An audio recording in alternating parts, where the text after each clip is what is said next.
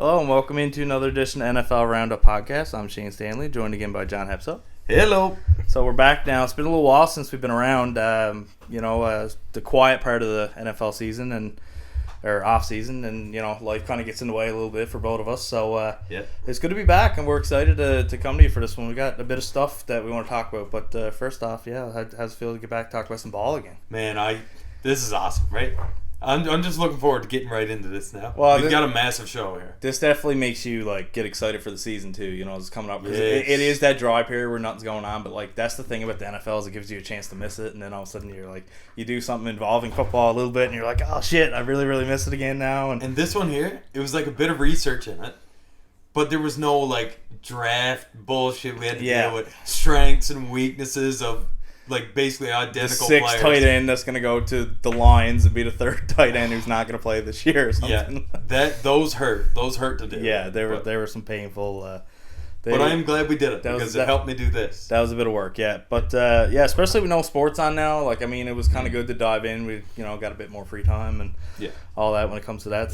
So we got a bit of news to get into first before we get into a couple opinion pieces, and then we're going to touch on the NFL schedule a little bit, get into some games that we like this year. But we had a fun topic that we wanted to do this year that kind of wraps up last season first before we really dive into the new season coming up. We're going to go through a list each of our top 10 games of 2021 that will include playoffs. So it could be regular season, playoffs. We know a little bit about each other's list, but not a ton. Yeah, I just sent you mine so we're sure there wasn't extreme overlap, but there's some great games that we just couldn't leave off. There's going to be some overlap, of course, but and of course, we'll rank it differently on how we feel about each one and what it means to each other individually. So we'll get into that a little bit before we start diving into the 2022 season.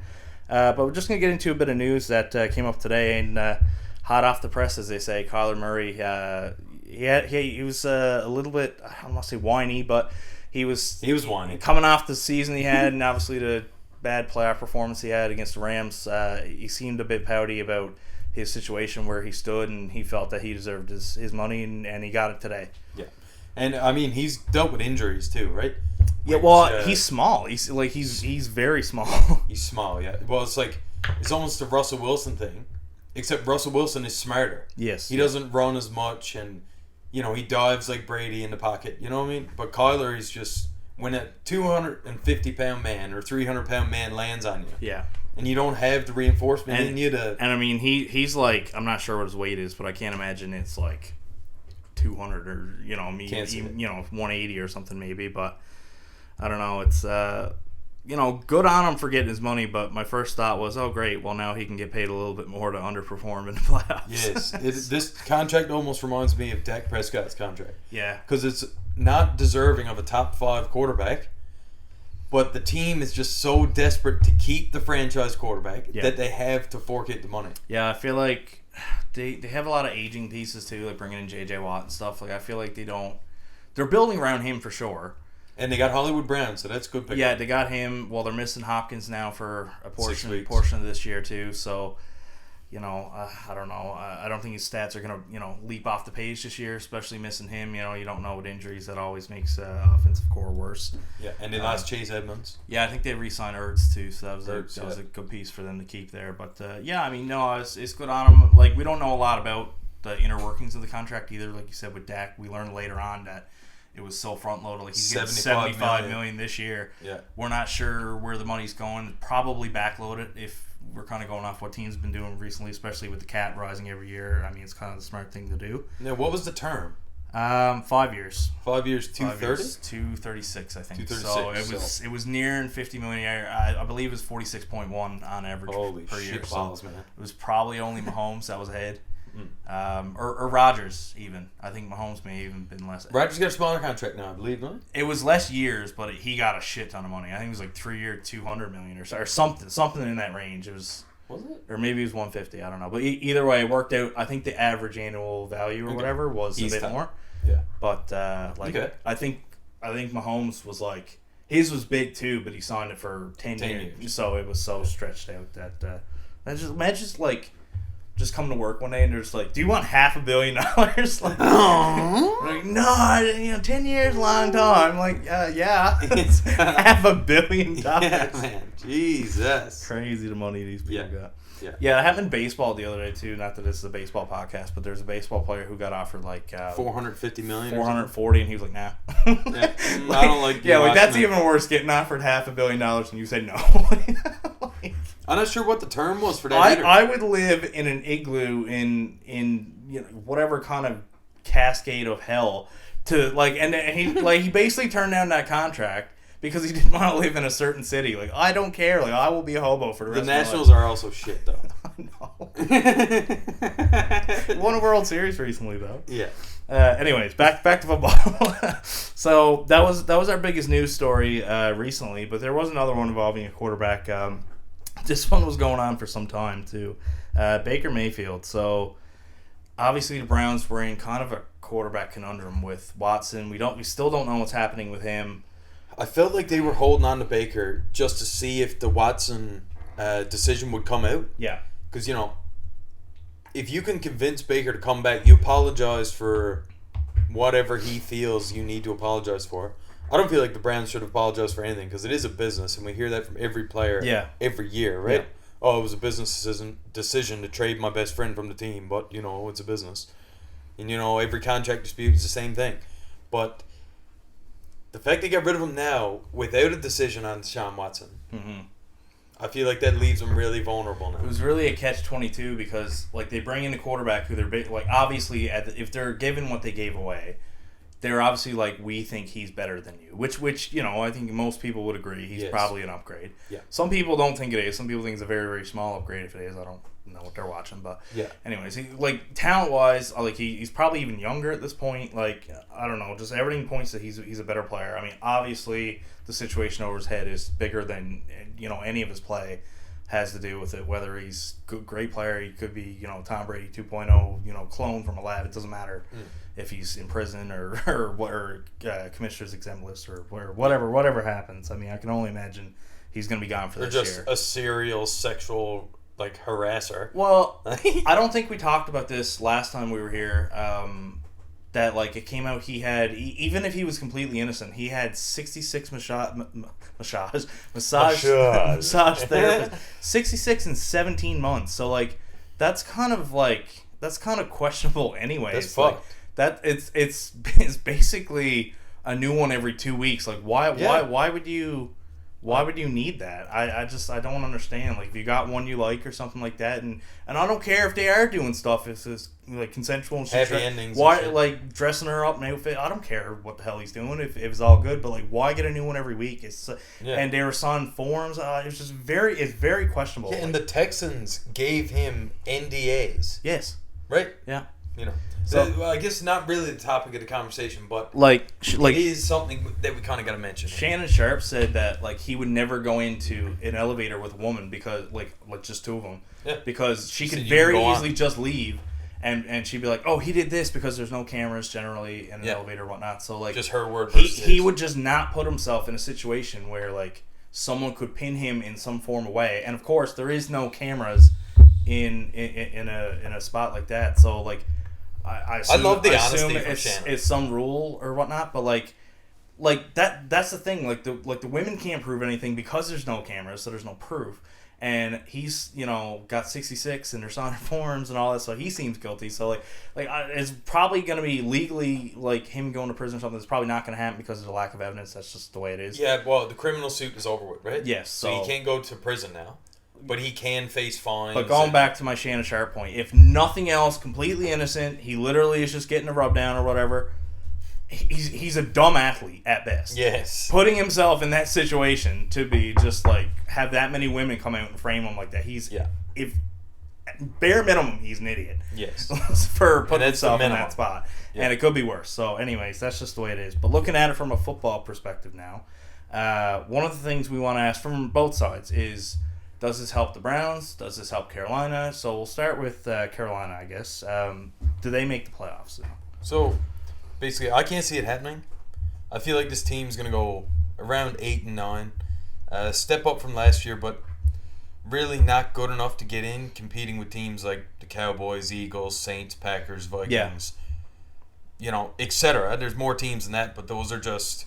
That's like 5 potential wildcards right there. That was my thing. When I looked at their schedule, I was taken aback at actually how easy it is. It is a nice schedule. I was looking through it and I was like, that's a win, that's probably a win, that should be a win. Of course there's going to be hiccups here and there, and I said, I had them at 8 and 9, and I'm doing a quotation as I had them losing almost all of their tough games. Yes. Any game that I was like, I'm not sure, I would just give them a loss, and I had them at 8 and 9 doing that. Yeah. So I was like, give them a win here and there with like an injury or COVID or something. Rodgers missed the game with COVID last year and all that stuff. So I was like, they can easily turn an 8 and 9 into a 9 and 8 or 10 and 7 real quick. But everyone looks at the NFC as, again with the finger quotes, the weak conference of the two, and they're like, I expect the Saints to be there. I expect, at least one of the 49ers, Cardinals, Rams, whoever doesn't win that in the West, somebody, maybe could be in the wild card, 2 of them is going to come out. Yeah. From there, I fully expect whoever doesn't win between Dallas and Philadelphia to be fully in that hunt. Saints. Not a whole lot of room for them. So, I mean, they definitely, like 10 and 7, even if they do get there, there's no guarantee that they get in with that. It would have to be like a wild tiebreaker to get them past a couple of those teams. So, like, again, when we get to our preview later with games like that, for each team, we kind of took a couple games that stood out that we're really going to be watching. A lot of those style teams, that's what I said, like Carolina versus the Saints is a big game now. Yes. Carolina versus the Cardinals is huge game. So, like, it's very important for them to win that game. So, like, looking at their schedule, like I said, there could be a point in the season where they're 6 and 3. I know Skip Bayless was saying, he's a big fan of Mayfield. I do think a lot of their tougher games come early, so they could be like 4 and 5 or something with Darnold, and then turn the table with Mayfield, and then rattle off a couple wins because they're. So, do you think he'll start? I think he should. I think it's very telling on where Carolina feels that they are as a franchise, depending on where they go with this, because they have more financial debt to Darnold. So I feel like if they're going by like, well, we paid him, we may as well use him, they'll go with Darnold, because Mayfield, of course, Cleveland retained some of his salary and he took a cut as it was. So there's not as much financial force. To really make that decision. And if there is, it's on Darnold's side. Yeah. Talent-wise, I think Mayfield's better than Darnold. Yeah, I think he's the clear starter. I think he should. He definitely should start. So I said I think it's very telling where Carolina think they are on where they go. Well, even playing hurt last year, he was just as good or better than Darnold. And he wasn't 100% basically all year. Take away 2 of them, they drafted a quarterback too. Not that we expected him to start anyways. Was it Matt Corral? Corral, yeah. So, I mean, I'm sure it's just a redshirt year for sure now. Oh, yes, Jesus. There had to be some injuries and stuff now. Yeah, if they didn't have Darnold, they got rid of him, released him, and they brought in a veteran like Mariota in Atlanta. Yeah. Well, Desmond Ridder, he might get a chance. You know what I mean? Like, it might be a redshirt half year till Thanksgiving. I think it's funny, too, because, like, between Darnold and Mayfield, like, they're almost in the same spot, too. I know Mayfield's probably going to get a chance now because he's going to be... He's had a bit more success. He's going to be a free agent, too. I think, like, after this year, he's got the 1 year, and then he'll probably be able to pick where he goes. But unless Carolina, like I said, he does good and they offer him something he can't refuse. Give him the bag, yeah. There's a lot of quarterbacks, and Murray was one of them, too, before his extension this year, that it was... what I was terming as like shit or get off the pot type year. And it's like there's a lot of them like that. Yeah. You see I was thinking about this the other day. There's a huge like Hurts is one. Like there's they don't seem fully convinced. Drew Lock in Seattle, we'll see what he's damn near out of the league if that don't work. Like yes. There's he might be a backup somewhere. Yeah, there's a Jackson if he don't get paid. Like, it's kind of like, are we like we don't know whether to spend the money on you. Murray was one of them. I guess they made up their mind there. So like it's a lot of those spots where you really got to start playing well and you got to capitalize on the opportunity you have. And like I said, I do think of the 2, Mayfield will get a shot again. Yeah, and especially if he can pick where he goes, because I mean Carolina's, they don't got a ton of weapons. They got DJ Moore really.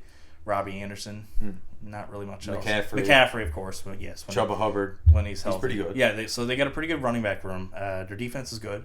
So, I mean, they definitely got some pieces there, Like and they got the offensive lineman in the draft. Yeah, to really get themselves, at least in the wild card hunt, if nothing else. Yeah. So that would be a success. We'll kind of flip the coin and look at the Cleveland side. So... To me, this 100% hinges on Watson's suspension. I mean, obviously, the talent discrepancy between him and Jacoby Brissett, old buddy of ours, will be hopping in if he don't play. So my buddy Matt Burge messaged me earlier and said, But the Browns, they're trying out a first round pick this week. It's like, who the hell? Was it Rosen? Josh Rosen. Rosen. Yeah. I was like, yeah all right, that's gonna help him. I'm still not even sure he'll start over. It was him and somebody else too who was just god awful. I can't remember who it was, but they were bringing two of them in. Yeah. I was just like, oh my god. Like, so at the end of the day, like, you know. Yeah. They're assuming Watson's going to be suspended, but if not, this is a great move. And the crappy thing is like, you know, not to feel bad for the guy, but like Watson now is going to have less weapons than what he would have because Baker scared them all out of town. Odell's not there. Landry's not there. Like all the talented guys they had aren't even there. They did get Amari. Well, they do. So that's a good number one. You know, I don't know who else they got. I don't know if you've seen the Madden ratings, Jones. but they had him number 10. I don't know about that. They had him number 10 in the league. He's top 15, but I can't see him being that high. Yeah, like I think even that's the I just don't know if he's the guy that he was. Like he even produces, but he's not the big game player. I feel like his motivation just isn't there, and like especially if Watson isn't playing, like why would he care? I don't even blame him then, you know. But no, they do have one of the best rushing attacks in the league, so maybe they can go had that heavy on little that. speedster Peoples-Jones too. He had a pretty good year last year, so maybe they can salvage it. I don't know. And Njoku, yeah, tight end. He was so bad though. He was so bad. Well. Yeah, we went through this on a previous podcast because we were talking about people that, or no, we gave his stat line and then another guy's stat line or something, and it was like a quarter of the production, and he got the franchise tag. Yeah, which obviously is like what was the top 5 money or something like that. Top 5 tight end, whatever. Like just I'm guessing like 16 to 20. You know, and then of course I don't even was that before the Watson contract because I mean obviously all the money they gave him was. It was before. Insane. Yeah, so, I mean, they just had money to throw around, I guess, so. Yeah. But, I guess let's move on to Jimmy G.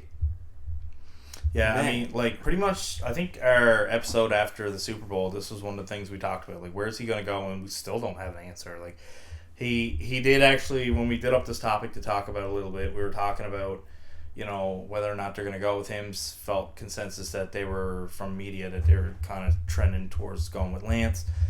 Since then, of course, we learned yesterday on Wednesday that he was officially granted permission to officially seek a trade. So he can actually start looking for suitors now. He actually came out with a quote the other day and said, like, somebody asked him would he be open to backing up Tom Brady in Tampa. He's like, well, if that's what it means to get a ring. Because, like, you know, he's been close and never got it. And I believe he was a backup in the Seattle Super Bowl in New England. He was a backup in the Atlanta Super Bowl. Man, or no, Seattle one, where Tom Brady was doing the... Jumping up now. The twirling, yeah. So, he was there because he grabbed Jimmy right after. Yeah, because, that was the KC game that they were like, oh, is he going to get benched and all that. So that was that season. And wasn't the Atlanta season too?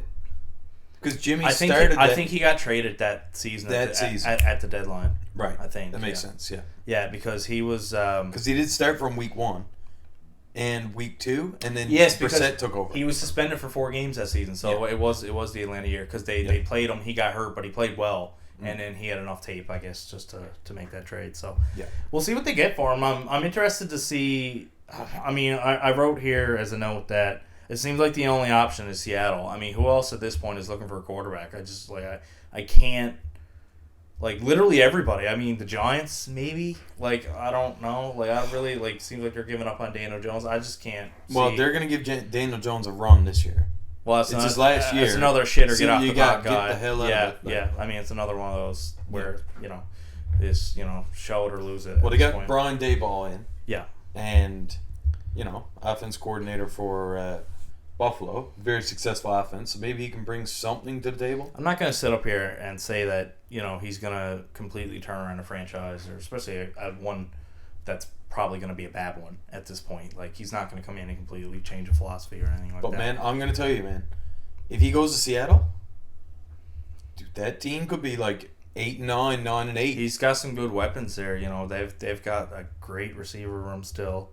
They drafted a running back. Yeah. They got some good running backs. Yep. Not a number 1, but now they... I mean, Pete Carroll's still their coach. I mean, he's the same, you know, system implemented for, you know, quite some time now. So, yeah, I mean, you know, that's definitely one that's intriguing, I would say, between the very few that's available. Now, will they trade them to somebody in their division? That's a part of it, too, right? So, I mean, I guess we'll see. They probably prefer to trade them to the AFC, but literally nobody in the AFC doesn't have a quarterback. Yeah.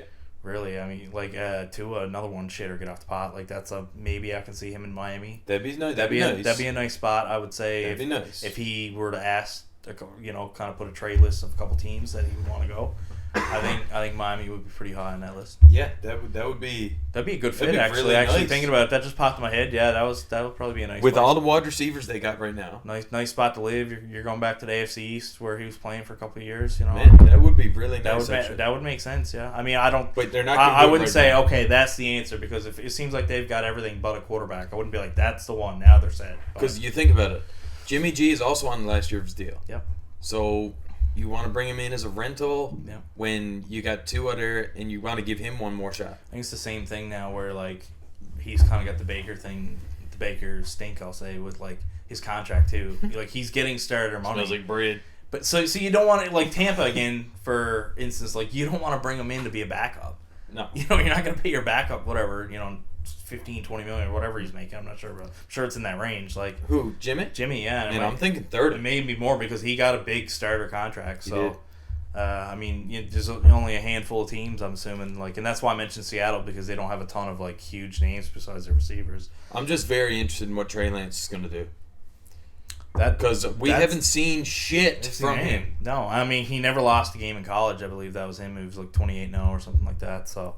And like he's only completing like 56% of his passes in the small amounts of starts that he has had. Yeah, he's that runner too. So can he take the beating? Yeah. I mean, these NFL guys are a little bit different than college. Obviously, you see quarterbacks like that too don't always last. So I mean, dude's 23 or something. Like he's got a lot of years if he wants to start his career like that. So we'll see how it goes for them. I still have them as regardless of whether it's Jimmy or him. I don't think it changes a whole lot. I don't know. Jimmy wins a lot of games, so I mean there's that with him. But I guess we'll see how Lance turns out because that's the way they're going. And probably by the next summer on here, we'll probably know what team he ended up with by then. Yeah. All right, so let's move on to another quarterback. We kind of got this segment called Quarterback Questions at the beginning. We didn't really mention it, but this next topic is Lamar Jackson worth a max contract? Yeah. So to begin, I kind of want to say what a max contract is here for Lamar Jackson potentially. It's going to be between $38 and $45 million, and potentially up to $50 million. We see the contract Collar just got. We see the one Mahomes got. And it could be between 5 and 7 years. That's actually a great point that I never thought of was how much does the Murray contract now change this? Because they were both in the same spot. Now, very similar players. Lamar is probably better on paper, too, in terms of, like, this is what I've done. Now I deserve this. I think he deserves more. He's got more to say to his team than Kyler Murray does. And I think he's more committed to the Ravens than Murray is. Murray would have went to whoever paid him, I think. And the thing is too, Murray has an agent, and that's one of the big things with Jackson is him and his mom is kind of working his contract. So like, is an agent more likely to play a bit of hardball and say, you know what, well we'll just go to someone who appreciates us? I feel like Jackson might be like, listen, I really don't have somebody to fall back on, rather than like, I feel like there's a little bit less pressure from him. A lot of that stuff that came out about Kyler Murray could have been coming from his agent. That's a great point that I'd never considered. Yep. But what I did with this is I took 1, 2, 3, 4, 5, 6 of five of the top 7 salaries for quarterback in the league. Yeah. And we got Pat Mahomes, Josh Allen, Dak Prescott, Deshaun Watson, Russell Wilson. And I wrote down a few stats and kind of accomplishments. MVPs, Super Bowl record if you were in Super Bowl, if not, no appearances. Playoff record, regular season winning percentage, completion percentage, yards per game combined, because we're talking about Jackson here. Yeah. And touchdown interception ratio. Which is a big one too. And going through all these things, Russell Wilson doesn't have an MVP. Deshaun Watson doesn't have an MVP. Josh Allen doesn't have one. Dak Prescott doesn't have one. The only guy who has one is Mahomes. And the rest of these guys, besides Russell Wilson, haven't been in a Super Bowl. Well, yeah. Dak Prescott, Deshaun Watson, and Josh Allen haven't been in a Super Bowl. Man, I just realized how wild it is that Wilson doesn't have an MVP. Yeah.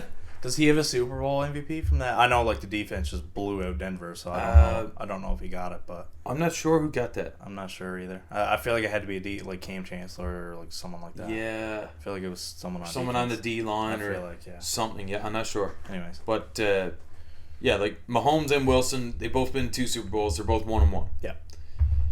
The thing that gets me with Lamar Jackson... Both lost to Tom Brady, by the way. Yeah, great point. Yeah, the franchise stopper. Low blow to the boys. Dynasty killer. Yeah. Stop them from repeating, right? Sorry, I took you off your train of thought. But do I think he's worth the money based on all that I've laid out? No, I don't think he's worth a max deal. I give him something in the ballpark, 33 to 37 million a year. The reason I give him so much is because his winning percentage is above 70%, which... His regular season winning percentage is crazy. It's insane. He's 37-12 in the regular season. He's only lost 12 games. Like, that feels like nothing. Now, he didn't play a full season his first year. He played about the last eight or 9 games. So it's about 3.5 years. Yeah.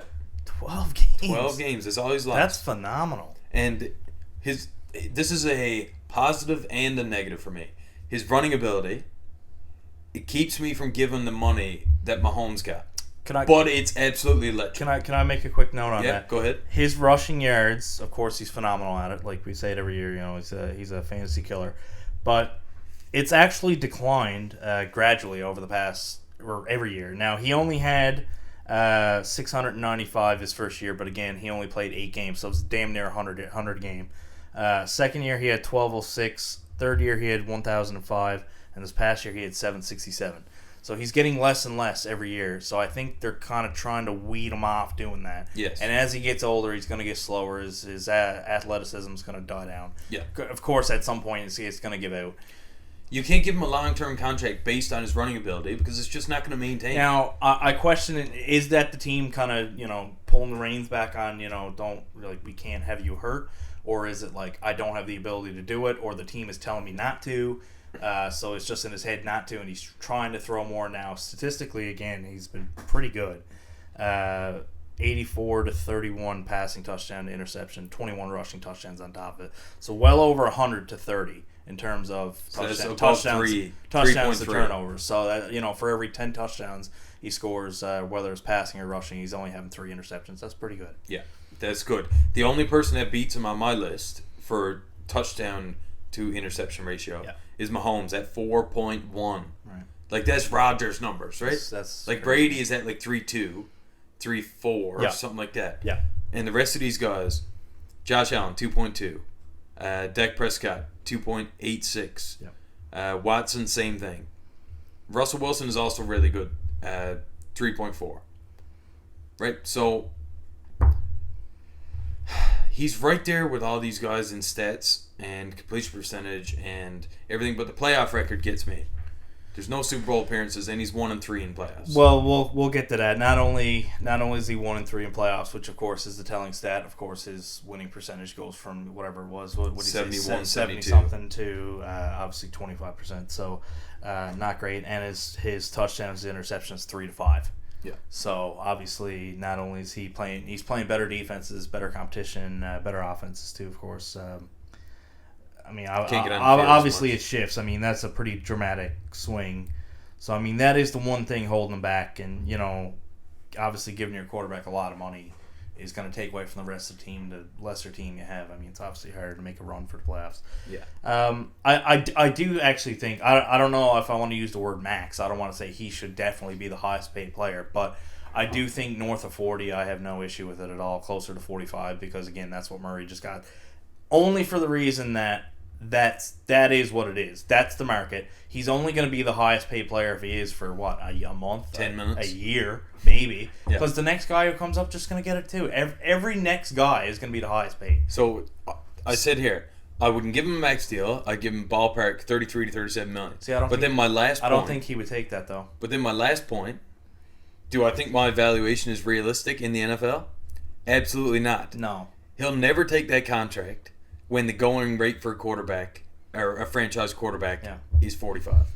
I have no issue with 45. I'm not saying like... So I'm saying as a GM, I would push for between 33 and 37. Yeah. He would never take it. I think he would say, okay, so you're starting at just say 35. We'll call it in the middle. Yeah. And he'd be like, okay, well my starting price is 50. And I think eventually you kind of weasel your way down, like work to 42, 43.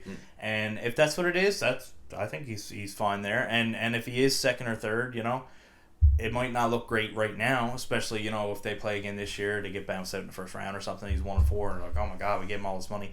And then you look at it 4 years into the contract, and then you're coming up on a second one. Maybe you made a playoff run or two, or who knows, you may have won a championship by then. At that point, you'd be giving him $100 million a year. If you win a ring, it's worth it. It's validated. So, 4 years into the contract, you got how many studs in this league? Herbert and Burrow and Lawrence and Mac Jones. Like they're all going to get their money. They're all going to get money somewhere, especially if they're successful. Yeah. So like he won't be the highest paid guy forever. It's only going to be for this little while. So if he's the highest paid for one year, probably at the most. What odds? I'm actually not sure he will get the highest contract. And if he's not, that's even that at that point I would consider 42 a team friendly deal, to be honest, which is crazy to say, but in the long haul. Yeah, because he could be number 10 on that list by the time that contract's over. And like, is he top 10 in the league? Yeah, probably. So I see absolutely no issue with in the low 40s. Yeah. Which is where I think he would accept, because I think like we said, he's not going to push his hard ball. I think he is more devoted to that city. So I don't think you got to throw 50 at him. But I think like if you came at him with like you said 33, 30, I don't think he would consider it too much. Yeah. Yeah. Yeah, so all in all, I think we're pretty much in agreement on that. So before we get to something similar with all the other younger quarterbacks in the league, we just want to do a quick one on Rodgers. So obviously he's won back-to-back MVPs the past couple years, and so obviously this hasn't been done a whole lot. Back-to-back, three-peats obviously not happening a whole lot. So what do you think is the chances that he does win a third one? This would be a pretty big accomplishment, so... I'm going fucking goose egg. 0, yeah. Nothing. Yeah. I said 0%, man. he lost Valdez-Scantling. He lost Devontae Adams. Who the hell is gonna do that? Well, the percentage of his yards he thrown was like 30% or something to Adams. Like, who you got? I'll tell you what. I'm going after Aaron Jones in fantasy this Give me year. too, buddy. You damn right. I shouldn't have said nothing. Yeah, no, I was thinking the same thing. Yeah, earlier. he's going to be a stud this year. Like, his stats are going to be popping. Like, he might have 100 receptions. Oh, for sure. He may be like I think he was close to that anyways. I think he actually got a lot more than one. He was like second on the team for like past couple of years. Wicked. Right? Wicked. Yeah, he was. And in that playoff game. He was like a poor man's Kamara there for like a while. He was. Right. And he does get banged up a little bit, which is unfortunate. Well, of course, if he's getting all those touches, but they do have Dylan too, so they do have he's a beast. Have a dual backfield. So, but in that playoff game against San Francisco, every single target but 2 went to Aaron Jones and Devontae Adams. That was it. That's crazy. How ridiculous is that? Right. Like, come off it. So, the most interesting stat I found in all this was there was only one quarterback who's done it, who's won 3. Brett Favre. He won 3 in a row? He won 3 straight, and he only won 3. So like, he was really good from 95 to 97. So only one quarterback has done it, and ironically, Green Bay Packer, the guy he ended up replacing in Green Bay was Brett Favre. I didn't think anybody's done that. Yeah, he was the only one. I looked it up to see what... Holy shit. So statistically... one out of how many seasons the NFL's been? Statistically, the chances are low. One out of just say what? 60 years now? Yeah. Getting up there? Well, 100 1 times 60. If you look into the AFL and all that. So you got 60 years multiplied by 32 quarterbacks. It's a fraction I don't even want to do. It's ridiculous, yeah. So, I mean, looking at it from how many, young studs we have in our league, voter fatigue, of course, comes into... and the fact he's a dick. I thought that would be a factor last year. Same, man. Brady's like 85 years old, playing well, and like of course they were the 2, and people don't like him. He missed the game because of COVID, or he hurt his ankle or something. I don't know. There's a whole thing going on. Rodgers, he missed because of COVID. Yeah, but I think that helped his MVP chance. Well, because he played one less game, but still, he missed the game, and Jordan Love came in, and all the talk was, oh, it was Jordan Love taking over and all this against KC. Oh, he was terrible. And they got absolutely destroyed. And he came back the next week and beat a solid team. I can't remember who it was. He scored like 7 points or something. Yeah, it was bad. Yeah, it was pretty bad. So, probably not likely, but I think too, I I said here that, I expect a statistical drop-off, of course, as you said, with a couple guys gone. And it's like, going through their schedule, man, it is hard. Like, it is bad. I said most likely for the record would probably be 11-6 or 12-5, which even 12-5 is pretty good. That's good shit. But I don't think it's enough to get the 1 seed. No. So I said they're probably seeded 2 or 3, which again, you see MVPs win at seed 2. Normally you don't see like a wild card quarter unless his team is absolute junk and he's just carrying them and just drags them to the wild card spot or something like that. Yeah. But very, very rare. It's usually the best guy on the best team that's number 1. They got the bye, beating everybody all year. So if they're seed 2 or 3, probably lost a couple games, And when you got the quarterback position is more saturated now than it has ever been. So somebody's going to get it. And I don't think it's necessarily going to be his fault, but do you remember Brady's first year in Tampa? Like, there's miscommunication with new guys Constantly. So and they had stars. He's got new receivers coming in. Yeah, Brady was the new one in that system. Yes. So the receivers knew what to do. They were in that system. Think about it. They had Godwin. They had Evans. They had Gronk. Gronk was new to the system too, but yes. I'm just talking about guys who were there. Yeah, just think about weapons. Mm-hmm. Who the fuck does Aaron Rodgers have? Randall Cobb? Well, he's the Sammy Watkins? He's the one who knows the system. Like you got these guys coming in. Well, like Christian Watson. The rookies are coming in, and not only are they like having to be like superstars from day one.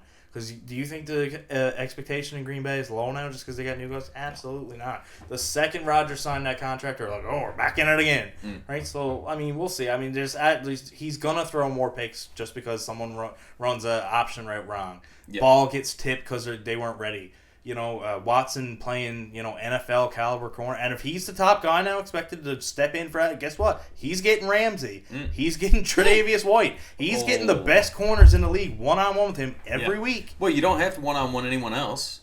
Jones, Jones is going to get he's probably going to get like a slot corner rather than a safety. Yeah. I would. Well, yes. Right? Like someone small, speedy as hell that can, Well, if you got Randall Cobb in the slot. Can't put a linebacker on him. And you got Sammy Watkins in the slot. Yeah. Like, you're not going to be able to do shit. You're going to have to scheme open your guys on every play. And, like, you're expecting one of those guys, whether it's Watkins or Cobb, to really be a number 2, I guess. Like, they did draft another guy, I think, in the 4th round. Dubes? Something like that. Romeo Dubes? Dobbs or something. Anyway, again, expected to come in and light up the town, 4th round pick. Like, Tyler Johnson in Tampa, 4th round pick, junk. Like, he made one catch against the Saints, you remember? Yeah. I mean, it was a big catch. It was a big catch. That's all you needed him for, really. But, like, if that's what he does, like, he makes one play at one time against one team. Failure. They're in trouble, I mean. Yeah. So, enough Aaron Rodgers. Let's go to... I really like this topic. Yeah. If you're starting a team today, what quarterback under 25 or under do you start with? I just want to run through a quick list of everybody who applies to this age. In no particular order. First off, my pick was Josh Allen before I even thought about it. And I was writing up the stats, and I was doing the research, and then up in the corner I had his age, and it was like 26 years. I was like, God damn it. So he's 26, so I think Mahomes turns 27 in September. So those guys, of course, studs, superstars, MVP favorites, all that. Not in this list. So let's just go through and list who is there. Joe Burrow, Justin Herbert, Kyler Murray, Lamar Jackson, Mac Jones, Jalen Hurts, Fields, Lawrence, Wilson, Lance, all the guys from this past draft. Tua, and I put Davis Mills in there just because he had the best statistical rookie season out of anybody. Yeah, so I figured he almost threw 300 yards every game. He had a great year with an absolute shit team. So yeah, I mean, plenty of guys to pick from. Yep. So I'll let you have a crack at it first. All right. So my list starts with Joe Burrow, the human embodiment of Tom Brady. Yeah. Then you get Justin Herbert. He's only played 2 years, man, and he's up there throwing with Mahomes. He hasn't had the success yet, unfortunately. Yes. Yeah. But it might be surprising. I get Trevor Lawrence here at 3, just because of his pure ability. And now they got a revitalized core now, wide receiver room in Jacksonville. And I'm thinking he's going to have a decent year. But as per this question, if I was starting a team, and I wasn't Jacksonville, I was John Hipso's shit stompers, and I actually had a decent wide receiver room, yeah, I'd take him third.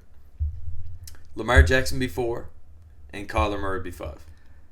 Yeah, I mean, I don't have a whole lot of issue with that with that list. I mean, if you were to list them out, I think that would be my 5 too. I would switch 1 and 2. Herbert was the top guy in mine. So just going off, okay, like they're all in the draft pool here, and you got the first pick. You're on the school year. So you would take Burrow, is what? I had Burrow all day. Okay, I figured you were going to say that. Yeah. So I got some stats. I figured I knew you were a Burrow fan. Now, both very similar. I'm not going to take anything away from them. So, of course, Burrow, too, when it comes to stats being a bit less than Herbert, he was hurt in that first year. And, you can't hold that against him, too. Like, is he fragile? Before he did get hurt. He also came back and had a phenomenal year after that happened. So, I think that says more. Before he did get hurt, him and Herbert were right on pace with each other. Yeah. They were both over 300 yards a game. Yep. And I'm not sure he had the touchdowns, though. I think Herbert was leading in touchdowns in that first year. Yeah, Herbert's more of like, I don't want to say he's like got the Brett Favre mentality. I was just going to say Brett Favre. But he does have that strong arm, gunslinger type, play to him. Fearless, doesn't let the play to happen last. He can throw a pick, come back, I'll throw it 80 yards again. I don't care. Like he's just gonna come out and just chuck it, and if it goes shitty, it goes shitty, and that kind of reflects on their record too. Because looking at both, of course, both of them coming into high picture, coming into a pretty weaker team. Yeah. So Burrow was 12, 13, and 1. That was his record so far. Which is crazy to think that he went to a Super Bowl with that record, but he did. And then Herbert's 15 and 17. So neither one of them got a record that says, damn, I want to start with that kid, right? So you're looking at that, not great. Completion percentage, Burrow does edge him here, 68 to 66. Burrow actually led the entire league last year in completion percentage. Yeah, well, I mean, of course, he's... Yeah. And in yards per attempt. Both guys have crazy. Just phenomenal receiving cores, running backs. Tight end was probably the weaker spot on both teams, actually. So they're actually very, very similar. Uzamo's all right, but he's gone now. Yeah. Yardage-wise, of course, Herbert's about 2,000 yards ahead. Does that go back to the injury a bit? Touchdown to interception, again, very, very close. Burrow's 47 to 19. Herbert 69 to 25. So touchdown-wise, quite a big gap. He's a hit. Yeah. Probably wouldn't have made up that in half season. So I think Herbert was a bit better there. Surprising stat that I didn't even know. Burrow only ran for 260 yards so far in his career. I thought he was a bit more of a runner like that. Herbert over 500. Yeah. So he doubles them in rushing. Burrow's 5 touchdowns. Herbert's 8. So it is a facet of his game that he likes to do. So just a couple stats there between those two. So, but of course, if you look at it from a team's perspective, Herbert hasn't made the playoffs either, and that's really the big one that stands out. So and in Burrow's first season as a full-time starter, he makes Super Bowl. I will say, I mean, you had a better chance of, making the playoffs with fucking Mr. Potato Head coaching, because Herbert's coach is a literal idiot. Yeah. Like, 4th and 18, I'm on 20-yard line. Oh, let's go for it. Analytics is, get out of here. Like, it's so stupid. I wouldn't give Zach Taylor any credit yet either. No. He's I actually don't think he's really proven a whole lot. I think Burrow is actually, I'll give him a bit of credit because he actually probably helped that, if anything else. So, yeah. I mean, you're flipping a coin between these two, not to dismiss Burrow one way from another. Cheering for him in the Super Bowl this year, I thought he was fantastic. Clutch, you got a bit of clutch to him. Dude. One other stat here that I meant to mention for Herbert too. He has 6 comebacks and 8 game-winning drives already. So clutch on both sides. So Herbert has that clutch gene too, where it comes down to the fourth quarter, he's able to play. Man, like, I'm gonna get into a game a little later. The Raiders game, where they were down like 14 points with 5 minutes to go. Yep. Scored a touchdown, came down the field again. Well, no, they were down 15. Yeah. Because they had to get 2-point conversion. Yeah. And then score again to tie it, and then they went to OT, and of course Raiders got the win with a field goal there. But like you said, I was cheering for Herbert that whole time. Yeah. And I was like, holy shit, they're not done. No. They're not done in this game. Yeah. And sure enough, man, he just keep picking up yards and throwing it in the end zone, man. It was unreal. Yeah, so we'll be hearing more about that game a little bit later on, I think. Yeah. I mean, definitely 2 guys to start with again. Murray, Jackson, all good guys here. Mac Jones, he had a great first year. I think Hurts is one of those guys. You got Jonesy's in there? Yeah. That if Hurts has another good year, I think he's in potential to get another contract coming up soon. Yeah. Tua, I mean, again, shit or get off the pot year for him in Miami with all that. We're kind of shoving Jimmy G there. I think we're kind of willing that into existence. I think that's a great fit. The more we talk about it. So that's just something interesting to think of. All right, so let's wrap up 2021 now. This is a segment we were looking forward to a bit today. So we both got 10 games here that we thought were the best individual lists here. So we won't go crazy in depth about the games. Just kind of want to list them off one by one. So I'll start with my list first. So my number 10 game, Cowboys at Patriots, Week 6. This was a great game. It was a great game. This was probably Mac Jones' coming out party. Even though they did lose this game. What week was it? 6. So it was early on. They were at home. Dallas was coming in. Pretty hot. They had a pretty good start to the season after losing to Tampa in Week 1, so they were coming in. Dak always has these crazy games where he has 400 yards or something like that, and this was one of them. Mac Jones threw a pick late in the game. Diggs was on his streak of getting a touchdown every game, pick 6, so he took one back to the house. And then as a Patriots fan, you're like, oh man, game's over. Mac, threw a bad pass, blew it, game's over. Comes back, throws an 80-yard pass. I can't remember who caught the pass. It might have been Bourne or Myers. Anyways, one of them caught it, went the whole length of the field, tied the game. We're like, oh my god, this is nuts. And it was on Diggs. It was on Diggs, yeah. So he was going for a second pick, went up, got aggressive with it. And it would have been a pick 6. And it would have been, and right through his hands, receiver was right there, caught it. I think it was Bourne. He tried to jump it and gone, right? So the game went to overtime, and then Dak hit. I think it was like a backdoor pass.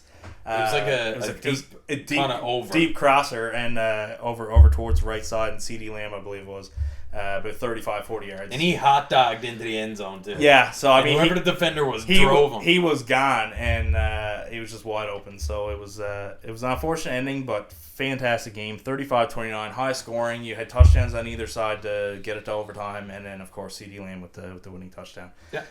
This is one that I didn't think you would have. That ended up being a big game. Packers and Bengals, Week 5. 25-22 in overtime for Green Bay, and this game was it was entertaining, but in the worst way, because the game went to overtime. Obviously 25-22. There's it's a pretty weird score. So you're getting field goals here, field goals there. Then they go to overtime. Crosby missed 3 field goals. He missed it, and then Cincinnati would drive down, and then McPherson, I think, he missed it, and then Green Bay would get another chance at Crosby, and he missed it again, and then every time your kicker missed, you're like, oh my god, the other team only has to go 30 yards. So here they were in overtime. It was damn near a tie by the end of it, because each team had a chance to drive down the field a couple times in overtime and at the end of the game, and both kickers missed, I think, 2 or 3 field goals, and Crosby eventually got one at the very, very end of it. Yeah, I was going to put it on my list. It was such a frustrating game, like looking back at it, because I think Tampa was 1 game away from getting to Green Bay. So had he lost this game in the standings, it might have, changed the course of history. But yeah, I was going to put this one on there, but just the shit show of overtime, I was like... But it was such an emotional roller coaster of the good and the bad. I was going for Cincinnati, so they would be driving down, like, oh, they just got to kick it. And they would miss it, and then I'm like, oh, no, now Green Bay is going to win it. Easy, drives down, kicks it. They miss it, and I'm like, oh, my God, Cincinnati's going to win it again. And it was just so you can't take forth. your eyes off. No, right? It was just a fantastic game to watch. But, it was entertaining, but in the worst way, because it was bad football. Right? It was just poor kicking, and... But both teams were so mad at their kicker by the end of the game. Crosby made it, and everyone was like, "Finally!" Yeah, really. So it was a great game to watch. So I had a tough choice on number 8, because these two teams had 2 great games, and I had to choose between 2 of them. I didn't want to put both on this list: Chiefs and Chargers. So they had. I'll go with their Week 15 contest. That was another overtime game. So we'll start with 3 overtime games here. So it tells you how good this list is. Week 15, 34-28 for KC. So this game was crazy back and forth again. This goes back to the analytics thing. I believe this was a Thursday night game too. Chargers were in control for a lot of it.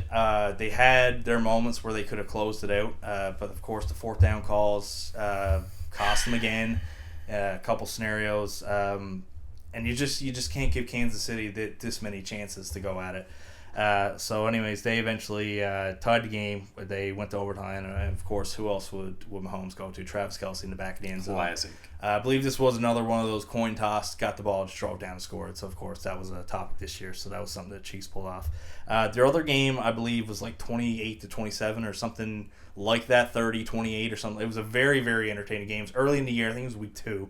I went with this one because it was week 15. The AFC West was at stake. Both teams were very close. Had the Chargers won this game, they had, I think the two teams would have been tied, and they would have had to head-to-head because the Chargers won the game in week 2. So had they won this one, they would have had the same record as the Chiefs and beaten them twice. So they would have had a clear-cut path. And of course, we know with the game later on with the Raiders, where their whole season hinged on that game. It wouldn't have had they won this game. So that tells you how big the fourth down analytics was. And because that game was so important and where their season ended up, I had to put it on. Like, if it were to work out for them, I mean, they would have won. It could have changed everything. They were not only going to make the playoffs, but they would have been the 4 seed because they would have won the AFC West. So they would have had a home game. Crazy. And then I think the Bengals ended up being seed 4. So then they ended up obviously on their miracle run, so it changed everything. And like they would have played the Raiders, who they played on the last week of the season. That would have been a playoff game instead of the last game. It's very interesting how it all ended up. So for number 7, this game was good. Of course, of where it was too and the stakes involved, I had to have it in. That was the Super Bowl.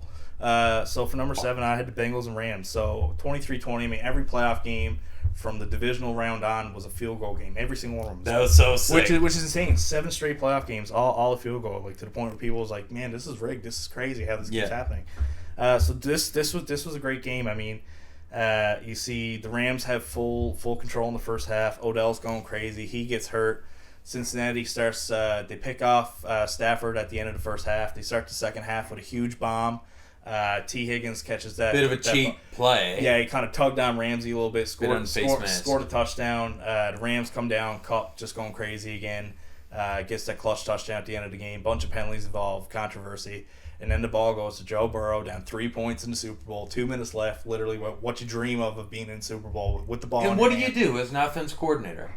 Fuck it. I'm just going to put Aaron Donald on an island. 1v1. Huh? What? Fourth down. You got Super Bowl. Shitting. 4th and like 3 or something. Very, very attainable play. Like I can understand if it was like a Hail Mary, just sending 5 guys deep or something, but they really didn't have to. And that 4th down play, of course, was so close to being caught. It was tipped at the line because Donald was just bearing down on him. He spun around and just kind of chucked it. Yeah. And the running back was within like 2 or 3 yards of reaching out, getting it. So just a fantastic game. You can't really hope for a whole lot more than a 3-point game with the team that's down with the ball in the last 2 minutes. Super Bowl ended up being a great game, so I had to put it on. So number 6 I had was Packers and Ravens, Week 15 again. A lot of close games that week. That was a fantastic game because of the end of it just came straight down to the wire. So the Packers were ahead. It had to be 31-24. So the Ravens were coming down. The last play of the game, I can't remember what the touchdown was, but they ended up scoring, and then John Harbaugh had the choice of course, kicking it and sending the game into overtime, or going for 2 at that exact moment and just win the game outright. And, of course, this goes back. They were dealing with injuries and all kinds of shit, Yes, too. they ended up going through a ton of injuries that game, and they didn't really want a chance that they felt if they went to overtime that they were just going to get smoked anyways. Their lead corner, their number 1 corner, was their 4th stringer. Yeah.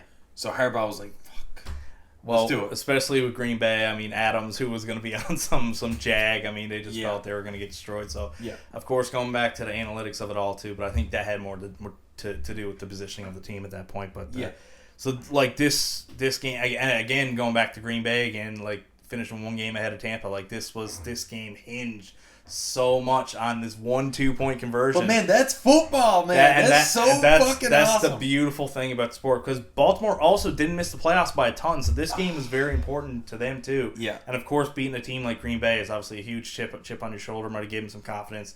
They didn't end up converting on that play, and of course they lost 31-30. Because it was an out to Andrews, wasn't it? Yes, and then he off just his fingertips. He just had to get that ball out quick, and he had a chance. The ball did tip off his fingers and go a little bit out, but it was within his range. It was one of those things where it's like the ball touches your hand. If it was 6 inches, like closer, should have get it. Yeah, so that was a good game in there. Number 6. So number 5. This was not a good game. This was not a fun game to watch. Like this one. This one, of course, tugged at the heartstrings. Pats and Bucks, week 4. This is a legacy pick, really. This game, not necessarily the game itself, but what the game meant. Of course, the game was played in New England, Tom Brady's team for almost 20 years. Yeah. He goes back to his first game, Brady versus Belichick. Scores 19-70 in Tampa Bay. So it was a close game. It was competitive. He breaks the all-time passing yards record. I actually totally forgot about that. Yeah. So that was another great point. Sick. So that was that happened in that stadium. Mac Jones and the Pats had the ball and kicked the field goal to take the lead 20-19. So it was a competitive game, but it was rainy. It was a little bit dreary. The offense wasn't really there. It was a gross game. Both defenses were playing pretty well. Both quarterbacks didn't play great. But it was tough to watch. The rooting interest was hard. We both just sat and we said we're not cheering for anybody. We just want to watch the game. Yeah. And a part of me wished that they hit the field goal just to say, okay, Tom Brady's down 1 in his old stomping ground with a minute to go. You really can't make a movie script that's gonna be perfect like that. So just as the legacy and what was involved in the storyline heading into that game, I wanted to include that. Yeah. So for number 4, another Packer game. They had a lot of these crazy games this year against the 49ers. Week 4 was early on. So they were trying to think now. They were up. And then San Francisco was driving. And then Juszczyk ran in a touchdown in the last minute. To put the fullback. Yeah, to put the Niners the only team who uses one. 28-27 with 33 seconds to go. So you're thinking, okay, I remember this game is over. Juszczyk just ran that ball in, and again the Packers in these close games, had they just lost one of them, they wouldn't have been the 1 seed. They won all of these close games, and they get the ball back with 30 seconds, and San Fran just absolutely leaves Adams one-on-one with no double coverage at all. It was like a double move or something down deep on the right sideline, shoulder catch. Caught it. He made 2 30-yard catches. Green Bay was in. But the second one is what blew my mind, because they were playing a 3 deep man. So your safeties in a corner are sitting back 40 yards expecting a Hail Mary. Mm-hmm. Davante Adams comes right over the middle of the field, right under him. Yeah. For a 35-yard catch out of bounds, stops clock. And of course, with 30 seconds, if you tackle them inbounds there, they're in trouble, right? It's tough, yeah. That was just another crazy game that came down to I couldn't believe it. To the wire there in Green Bay. And again, if they missed that kick too, the game wasn't tied, so there was definitely a lot of pressure on that kick. So that was number 4. So for number 3, again, the game we mentioned a little bit earlier, Raiders-Chargers, Week 18, all the stakes here. Winner was in, loser was gone. If they had tied, they were both in. It was a really weird scenario early on in the day where Pittsburgh Steelers have won. They were 9-8-1, so the tie really mattered. So the tiebreaker in that situation would have sent both teams to the playoffs with a tie. So again, going back to the analytic, that came up a lot for the Chargers this year. Some poor decisions made in this game. They had a defense substitution which allowed Jacobs to run for 11 yards on the last play, whereas they were actually debating taking a knee and just ending the game there. Both teams make the playoffs. They would have put the Raiders against the Chiefs, whereas had they won the game, they would play the Bengals, is what they thought was a more favorable matchup. Evidently not. But yeah, they ended up they ended up making that run for 11 yards, and it might have changed how their thinking was going into that last play, and they decided to kick. They kicked literally with the clock expiring, so if he did miss, they were still going to make it in with the tie. So regardless, once that play had started, Vegas knew they were in. It was just up to the Chargers. Try to make a block, and they didn't. So Vegas won 35-32 in overtime. Literally a win in your in game, and it goes to overtime. Phenomenal. Again, can't write it. Fantastic. So the Raiders kicked a field goal. Yeah. And then the Chargers drove down the field. They had a massive play. It was 70 yards. Yeah. And it got called back for holding an offensive line. Yeah, I think was it this one or another one that like there was a whole bunch of holes. It just kept happening over and over and over again. They kept getting a bunch of chances to get it in. I can't remember if it was that game or another one. It was one that the Chargers were involved in. It might have been the Chiefs game actually to get them to overtime. But yeah. But the fact Herbert came down, tied the game up again, then the Raiders came back, took it again. Yeah. So, damn, what a game. Of course, that game going overtime, I think, Herbert had a game-tying drive to send it to overtime to start with. That, of course, Vegas was totally good with the tie and everything. Like, they were pretty set up to go. It was seemed like the Chargers were more at risk a little bit with the fact that if the Vegas had won it, they were completely gone, whereas I think Vegas was definitely being ahead. Like, at worst case, it was tied and going overtime. They had a chance. Yeah. So Herbert, that was a great drive by him. So moving on to number 2. So we got a pair of divisional games now to close it out. So for my number 2 is Rams-Bucks. I mean, great game. It wasn't in the first half. It was a blowout. I mean, they had a game earlier in the year that the Rams just completely dominated, and it looked like it was going to be that way again. Yeah. So it looked like they were going to run away with it. I believe it was 27-3 in the first half, and then don't you know, Tom Brady in the playoffs down by 20 some odd points. Don't turn the TV off yet. I said it to Zach too, and he comes roaring back again. 24 points. He has a bomb to Evans there late. Fournette has that running touchdown. Rams were just completely fumbling the ball left, right, and center. Kupp was phenomenal in the first half. And put them ahead by a ton of points. But again, 4 turnovers, including a Kupp fumble, led Tampa to come back. And then Kupp, of course, comes back, makes two huge catches. One just on a first down. It was like a 15-yard slant out towards the 40-yard line. And then just a questionable call on defense, of course, to send a blitz with Arians. And JPP was very close to getting there on that play. I believe Sue was too. Actually got a hand on Stafford, knocked him down after the throw.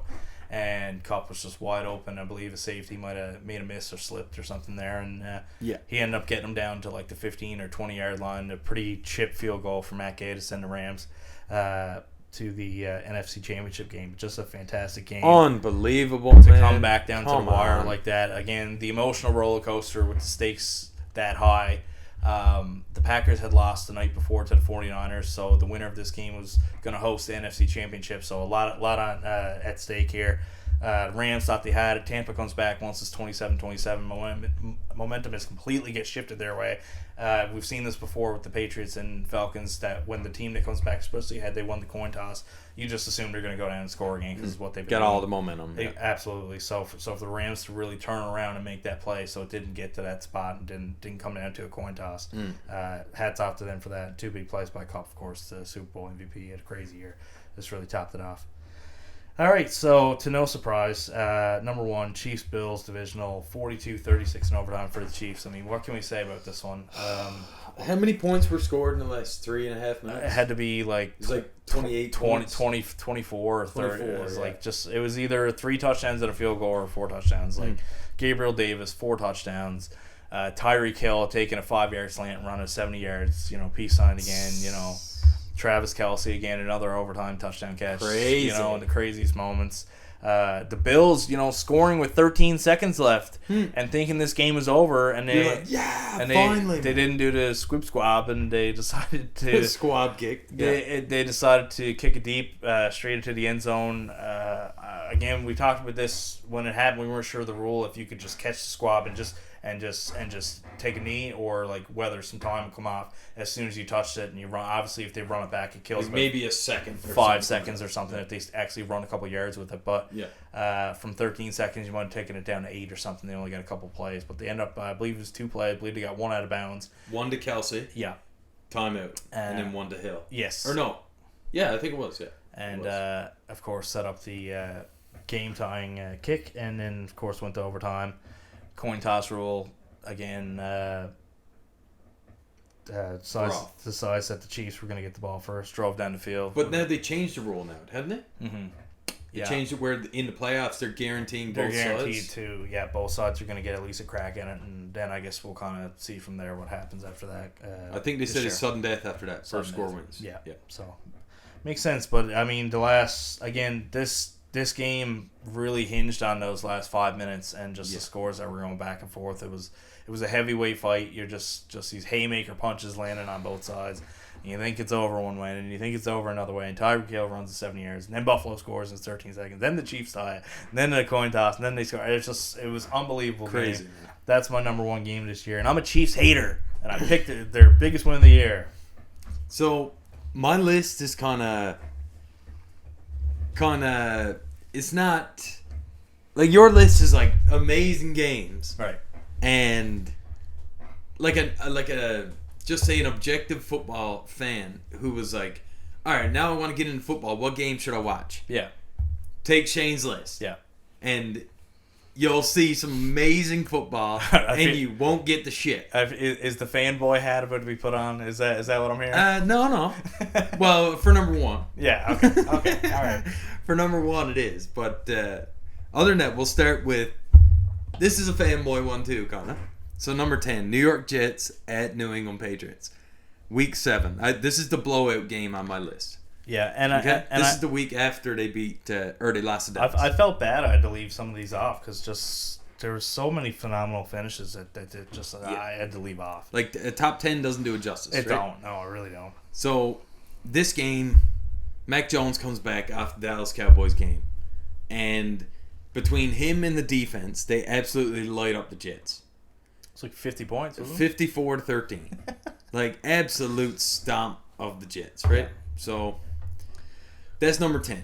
Not the greatest game because it was a blowout, but I'm a Pats fan, so had to get it on there. Number 9 is going to absolutely shock you. Detroit Lions at Pittsburgh Steelers, Week 10. Wasn't that the tie? It's the 16-16 overtime tie. I thought you were gonna go with the Viking game where they came back and won it in the last seconds. No, that was their only win. Yeah, that would have been sick. But I put this game on here because it embodies the emotional side of football and how you can get so dumbfounded by two teams that you don't even care about. This game is the only game on. Nobody was watching this game. Nobody cared. Until every other game was over. Yes. So it's the only game on at this point. And Detroit gets the ball. Throws it 3 and out. It's like, oh my God. And this is in overtime, there was a guy correct? in overtime. Yeah. There's a guy running a seam route. Turns into a post and he's wide open for a touchdown. But Goff is like, ooh, I like this out to Swift. And Swift goes out of bounds for a pick up 1 yard. 4th and 9. All right, let's punt it. So gives it back to the Steelers. The Steelers get the ball. They start a nice little drive. 2 penalties. All right, 2nd and 30. Great. So then they make a great play to the young tight end, Pat Freiermuth, or whatever his name is. Yeah. And instead of going for the first down, he just goes out of bounds 4 yards short. And I'm here scratching my head. Cannot believe it. I'm screaming at the TV. And I'm like, does anybody want to win this game? Or like, are you hoping that this tie will help you get into the playoffs? Yeah. Like, what is this? And it did. And it did. And it did. Yeah. That's the funniest part about it. And yeah, so ultimately it ended just one of the shittiest overtimes I've ever seen. And like that, this was a win for the Lions. It was. It wasn't a loss. This ended the 0-17, which again, the first time with 17, they would have been literally the worst team in history. Yes. But of course, they came back and won that game against the Vikings too. So they at least got a win too out of it. Yeah. But this was prior to that. This was hilarious though. Like, I can laugh at it now, but I was pissed at the time. It was such a frustrating game. Like, why am I watching this, and why can I not take my eyes off this mediocrity? I can't. Well, I mean, Pittsburgh was probably a safe bet. I mean, how many bets this probably screwed up too? Like, 100%. A legit. 100%. Nobody was picking a legit tie. Yeah, nobody, man. Oh, that was ridiculous. This was a frustrating day, especially fantasy too. Just like seeing no offense happening in overtime. I had Big Ben at the time. Your players are in overtime, some extra stats, and there's neither team wants to do anything. Just a crazy game. It was gross. So that was shocking. I did not expect. Yeah, and number 8 is a hilarious game too. Buffalo Bills at Jacksonville Jaguars. Yeah. Okay. Yeah. The Josh Allen game. Yeah. On both sides. Oh, okay. Yeah. Right. So there's a linebacker on Jacksonville, and he strip sacked Josh Allen, The quarterback. He picked off Josh Allen and scored a touchdown on Josh Allen. The quarterback. So, ultimately, Josh Allen won this game, but it wasn't the MVP favorite for this year. It was some shithead rookie or second-year player on the Jacksonville Jaguars who basically took over this game and won the game for Jacksonville 9-6. How pathetic. This is one of those things that happens in sports every now and then. I remember this happened to baseball playoffs a few years ago too. Will Smith was pitching against a guy named Will Smith. Yeah. And it was so funny that it happened, those two things. And this was even worse because how often does a defensive player have that kind of game? Yeah. And it just so happened it was against and it was a huge upset. Like the guy on defense was on a terrible team, and the guy at quarterback, Josh Allen, is like an MVP favorite still at this point. Buffalo was like flying high. This might have even been the game after they beat the Chiefs in KC. They were really, really flying high here. And then they come in and put up this absolute stinker of a performance. Yeah. Like how gross could it be? But again, like if you want, like John said, to show someone a game that gets you into football, like the Patriots, who just get this for football math here. Like this team beats this team, so that means that they should beat this team. So New England beat Jacksonville by 50 points. Yeah. Buffalo loses to Jacksonville. But then Buffalo beats New England in the playoffs by scoring 47 points and never punted. Like, make sense of this, right? Like none of it makes sense. There's no sport that makes less sense. It's just a continuous cycle of just craziness. Doesn't make sense. Yeah. So next on my list, 10, 9, 8, 7. The Colts versus the Ravens, Week 5. The reason I put this on is because there's so much speculation about the Ravens, and can Lamar Jackson do this? Can he do that? And of course, just the first play to begin the fourth quarter is a field goal by Indy to put him up 25-9. Yeah. So it's like, oh God, like Carson Wentz is doing this to you, the Yeah, Ravens. Like, right, come on, man, you got to do something here. Like, you know that meme where it's like a guy kicking a stick and he's like, come on, do something. And it's like, that's basically what this game was. And the stick woke up and started running in touchdowns. They came all the way back to tie it up, sent it to overtime, and Marquise Brown catches the winner in overtime. I don't have much analysis on this one, but I thought it was a really exciting comeback. Down 16 The Ravens points. had a ton of close games like this, like going back to the Green Bay game. They had one against the Chiefs early in the season. They had Week 1 against the Raiders, went to overtime. Zay Jones had that wide open catch. And that was Week 1. The Chiefs game was Week 2. Like, this was all happening like fast and furious. I'm pretty sure the Ravens set the record for the most. They hit that fucking 70-yard kick to beat the Lions. 17-16. Tucker had to kick like the whole field. I think it was 66. It was 16-14. They were down by 2, so he needed to hit it. Like, it wasn't tied or anything. There was like, well, might as well go for it. He needed to hit it. It was to 66 win. yards. It like doinked off and bounced up and then just happened to going behind. Unbelievable. They had a ton of these games. So I think they had 10 They were games. a fun team to watch this year were. for a team that never made it. I think they had 10 games within like 3 points. Within a score. And I think that set the record of all time. Just phenomenal, fun team to watch, so not much analysis on that one. Yeah. But number 6, the 49ers at the Rams. I call this the story of two halves. So the Rams are dominating. Yeah. They're up 17-3 at halftime. They come out, and I guess the 49ers just totally switched up everything that they were doing. Mm-hmm. It was Deebo Samuel out of the backfield, running the ball, picking up yardage. The young fella, Eli Mitchell, he starts picking up. Deebo's catching bombs down the sideline. Stafford's getting picked off. There's forced fumbles, strip sacks. Shit's going sideways everywhere. And Jimmy G drives the length of the field and punches it in to end the game. Well, not end the game, but tie the game at the end of regulation, 24-24. San Francisco goes down the field, kicks a field goal in overtime. All right, Stafford, what do you got? He starts going, throws a deep shot to, I think it was Jefferson down the right sideline. Yes, yeah. And the San Francisco guy jumps up, intercepts the ball, and as he's coming down, his foot is about to land out of bounds, but his hand touches first and then his foot. and it was ruled inbound interception to end the game. So they had to replay that for a while. Yeah, it was like 5 minutes. Was coming down. Yeah. So that was their first game, right?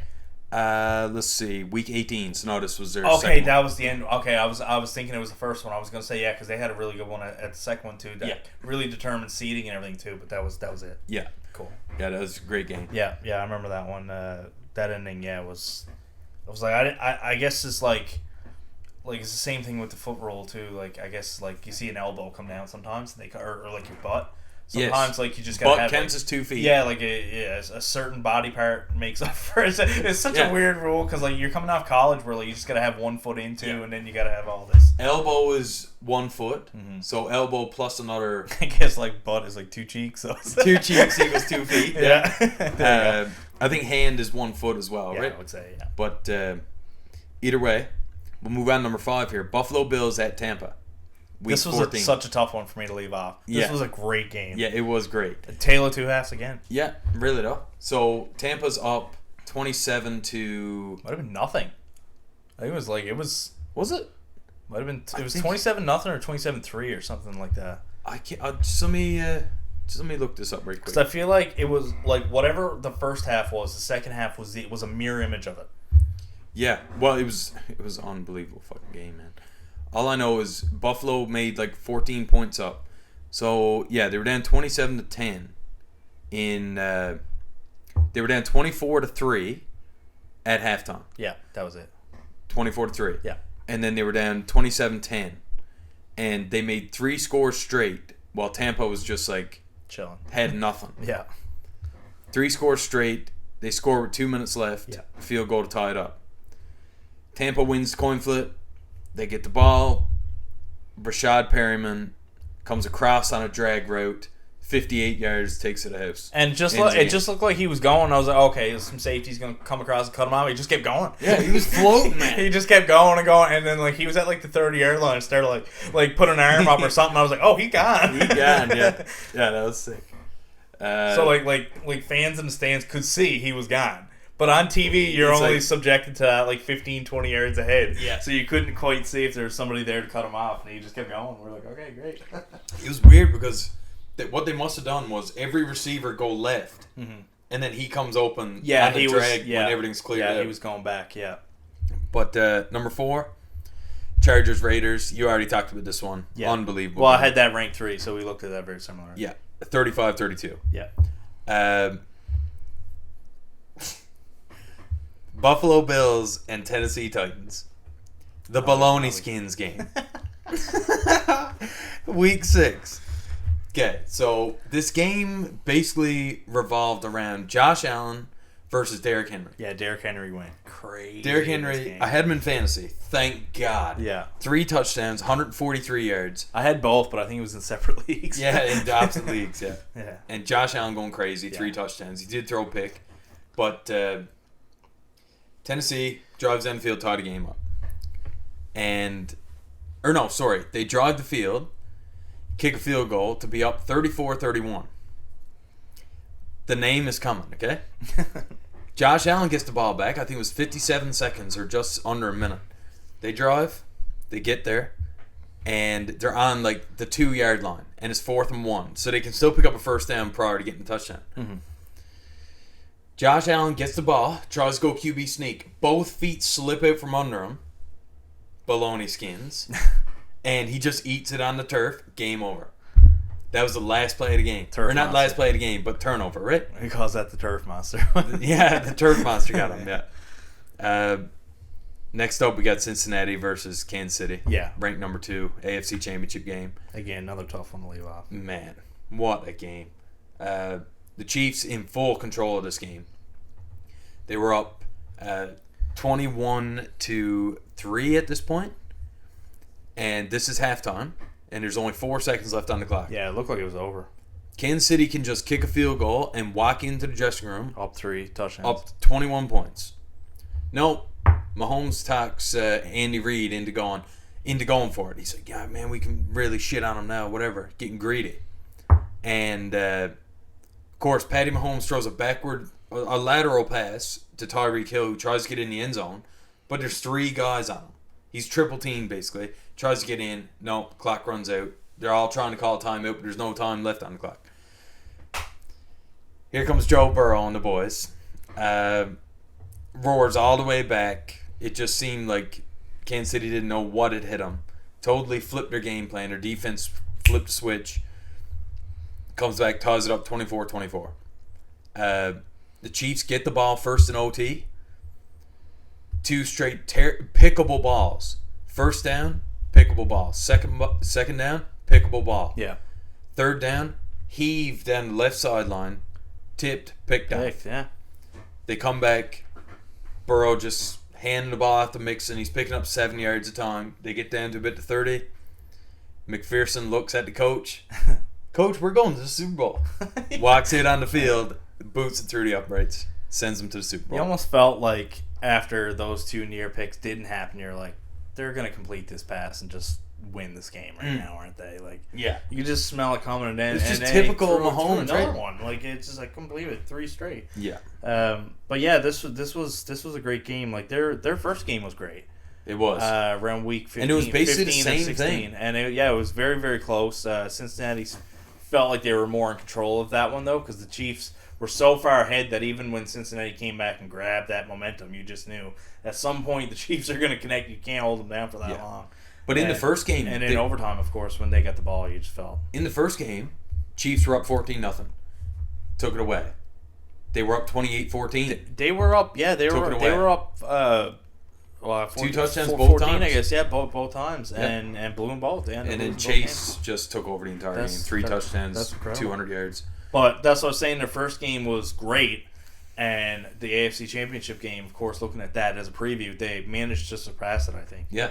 Which is crazy. They upped it, yeah. Yeah, because that first game didn't go to overtime, but it came down like I think Cincinnati was going in for the win, and they just kept like bleeding clock at the very end, and they were like on like the 1 yard line forever. They kept getting multiple chances and whatnot. But the AFC Championship game was a bit more straightforward, but more dramatic because of the overtime. Of course, Kansas City had the ball first, so both teams did have a chance to win. Yeah. So yeah, again, fantastic game. Just tells you what fun games it was, especially for the Chiefs with the Buffalo game too. Just what a fun playoff it was to watch them. Yeah. And my number 1. It won't be a number 1 on anyone else's list on this planet. Tampa Bay Bucks at the Jets. Tom Brady comes back to town, baby. What does he got? Well, he's got AB, he's got Mike Evans, and a bunch of third-string receivers. So it's a tough game. You know, the Jets are actually doing great.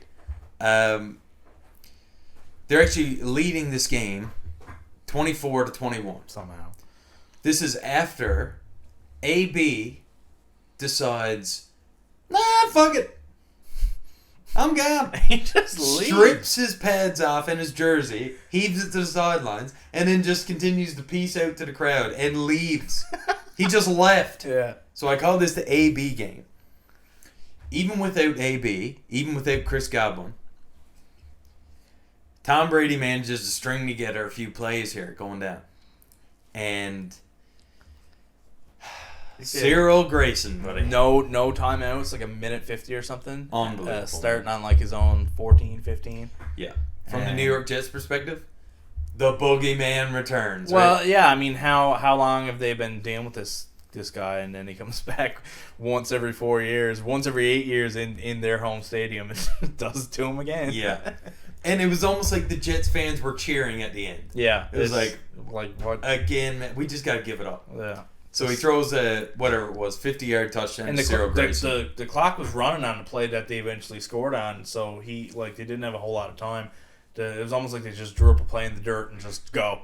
And he just saw Grayson just, I don't know, weasel by whoever he was on, or somebody came out. He blew by the corner. It was a zone, I assume, where he was just managed to find a spot, and they just someone. Well, he pumped the safety. Yeah. Safety goes inside, leaves a pocket on the corner, and then just nailed it. Tutty. And yeah, it was that's my number 1. 20 seconds ago. Just crazy. But it's just typical Tom Brady. I actually thought this was your number 10 at first when you said Jets game. That's where I thought you were going. It's weird that the Jets made it here twice in a top 10. Just crucified them twice. But it's basically comedy. Two of the teams. Yeah. So that's the list. I'm pretty sure we had Well, we had many of the same. We just listed 19 games because we only have one overlap. Yeah. 19 games. Yeah. So anybody who's new, go watch all these games. And mine is basically comedy, and it's hilarious, and it's emotionally frustrating. I actually had a couple that we didn't mention at all that were good games. Like right. it was more on my side than the comedy, but Chiefs and Ravens week 2. I did briefly mention that earlier. Oh, that's the 4th and 1? Yeah, with the Ravens coming down. Jackson, you want to go for this? Fuck yeah, coach! Yeah, and I think it was like 36-35. Like they ended up winning by 1 point there. Sick. Bucs and Cowboys week 1. That was a very, very competitive game. That Billy was Talent concert, dude. That was another Brady drive at the end of that game. So yeah, I wrote down the Lions' narrow victory and losses because again with the field goal from Tucker and their victory against the Vikings, like their fans were going nuts when they won the game against the Vikings. Yeah. Again, so funny how it happened. Again, every other game was over, but that one I was like, well, I got to see if they win. Yeah, exactly. And then Goff led a pretty good drive down, and they ended up winning that game. That was pretty good. Yeah. Chargers and Browns in week 5 had the most combined points all season, 89 points in that game. So if you like offense, that was a fun one to watch. Bucs and Bills, I did have here as I mentioned, and Bucs and Colts. Great game. Wentz was leading them down. Yeah, that was nice. They had a pretty good game. Lenny breaks off a run about 30 yards out with like a minute left and scores a touchdown. You're like, oh my God, they won. This game's over. Then they do the kickoff and Indianapolis runs it back like 60 yards and you're like, oh my God. And then they have a shot to throw a Hail Mary from only 30 yards out, so they were still in it till the very last play. That was a great game too. 49ers and Dallas in the wild card. That slip up mentally. Dak Prescott comes up, slides down, trying to set that ball so they can get one more play. That wasn't a great game, but the last 5 to 10 minutes were fantastic with all the drama because like the 49ers scored, but then Dallas had a chance to come back. Dallas was ahead until the Niners scored. Then Dallas had a chance to come down. They were in it. Again, would have had a Hail Mary from 25, 30 yards out. Didn't get the playoff in time. The ref was trying to set that ball. Clock runs out. And then I had the Bengals and Chiefs. Both their games were close, but I said in brackets mostly the AFC title game because it was a good one. Yeah. So that puts a neat little bow on 2021. So now what we wanted to do, try not to drag this out too long, but we're getting pretty deep here now. We'll just go through every team schedule, just kind of briefly mention a couple games that stand out that excite us the most. Just a quick little vague record, just chalking up WL, LW, and just what we see just off a real quick analysis. So we'll go division for division, I guess. Yeah. I'll start real quick just to kind of get us rolling here. NFC, I'm doing John's doing AFC. So I got the East here first. So you have the AFC ready for when I'm finished here. So I'll start with Dallas. Thought their biggest games coming into the season. Week 1 against Tampa again. Of course. Again, looking back at the last season, was a very competitive game in Week 1. I think the same thing. Bucs won't have Goblin. Dallas is coming off. They don't have a rocky offseason. They got a couple injuries. Amari Cooper's gone. Both teams is going to be trying to figure out their offense a little bit. So don't expect this to be maybe a high-scoring game like as it was last year. But should still be a fun one. And this time it's in Dallas. At Packers, Week 9. Packers have always been a thorn in their side. So I always interested in how Dallas performs against the Packers, and of course the Packers love to play them because they seem to beat them every single time. But at Packers, if this Dallas team is going to try to step up and be a 3 or 2 seed, this is the moment as they were last year. This is a team that they definitely got. Green Bay, Aaron Rodgers playing if they're ever going to beat them now, while Green Bay is a little bit shorthanded, this is the one that they should take care of. But it's at Green Bay, so keep that in mind. And I think this game. It's going to be important versus the Eagles Week 16. This might be for the division. Yeah. Notice I said versus the Eagles, not at. Yeah. Because I think the same thing. I think that's really the important one. You can split with them, but you got to win the one at home. Yes. If you lose that one, you're putting yourself in a poor spot. So if you win at Philly, that's gravy. You got to win the one at home. So this is Week 16 too. So this might be their last shot at them to really pick up that extra game. So Week 16, looking down through the record, I've seen a vague record, 11-6 or so. They got a pretty tough schedule again. Tampa, Packers, I believe they play the Rams and stuff too. So they do have a tougher schedule. Of course, the Eagles twice. A couple gimmies there in the NFC East, but 11-6 is what I see for Dallas. So Philly, because I do think that the wild card is a potential for both Dallas and them, whoever does win. Said at Arizona Week 5, they won't have Hopkins. So this is very important for them to get that win at Arizona, a team that they should be competing for a wild card, if not winning the NFC East. Big game for them. Again, they don't have Hopkins. Got to take advantage of that, win that road game. It was a tough one last year against them. They definitely should try to take advantage of that. Same thing, home versus Dallas. You got to win that one at home. This is a big one to win. They should get it. And again, if it does happen to go to a wild card, they play the Saints week 17. Very, very close to the end of that season. To see who can get in. Should be a very important game for seeding when it comes down to it. I do have their record looking down through it. They don't have a ton of hard games. I was actually shocked when I looked at it. There's 10 games where I chalked up an automatic win, and I had to give them a couple of those ones where I was 50-50.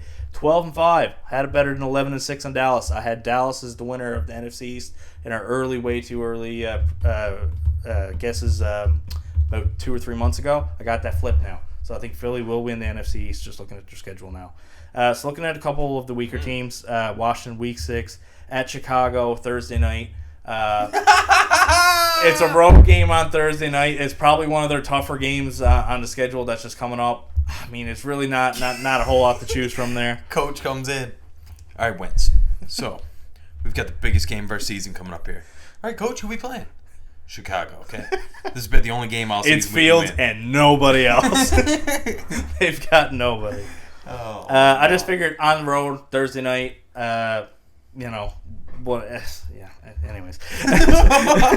So these last twos, if they have any hope whatsoever of making it to some form of a wildcard spot, if they're 9-8 or something like that. Yeah. Week 9 versus the Vikings, it's a team like that you got to beat. That's going to be somewhere in that mix of their caliber team. If they want any hope whatsoever, they definitely have to win those games. Week 16 at San Fran, late in the year, a team that should be in that wildcard hunt. Got to win it. I don't think they win any of those games. I got them 6-11. Don't think they're going to be a great team. Giants, even worse. Packers, week 5. Just put them there. It might be important for Green Bay because it's not going to be important for the Giants, so I'll just put it there. Versus Baltimore, week 6. It's a rematch of the Super Bowl from the year 2000. We don't see year 2000. We don't see this matchup a whole lot. The Giants suck. All right. At the Vikings, week 16 again. If there's any prayer, hope in hell that they're going to make the playoffs again, it's a team that they got to beat. It's on the road. It's late in the season. I got them 5-12. They stink. Yeah, not it. That's the East. All right, so the AFC East, Buffalo Bills. The biggest game of their entire season. They have a lot to choose from. It's going to be Kansas City, week 6. They have a lot to choose. They have a lot early on too. They have a lot of good games. Yeah. It's a massive game and bound to be a great one. You know, after last year's divisional playoff between these two heavyweights. Yep. Other than that, yeah, like I said, there's big games there. Chargers, Raiders, Denver, all these teams. Yeah. You know it's going to be tough, but New England. Notice you just listed off the whole AFC West. Exactly. That was the tougher one. Yeah. It's like, because it's insane, tells right? you how good it is, right? And, it's all great offenses, you know what I mean? Mm-hmm. Denver got a great D. Raiders have added to their defense. Denver's offense is underrated, too. It is. Well, I guess we'll see, but, you know. Well, I guess interesting. They do have to prove it, but I think they got the potential to be pretty good. They definitely got the backfield to be a solid offense. Definitely. New England Patriots. They need to beat Buffalo at home. If they have any, any chance of sniffing a wild card spot here, they need to do it. They need to split with them this year. This is their best chance to do it at home. Mm-hmm. They also need to make up for the fact that they didn't stop them once. Well, they got the punk god now. I don't even know if you want it. You might just let them score. Yeah. You don't want him kicking at you. Yeah. New England and, of course, Miami.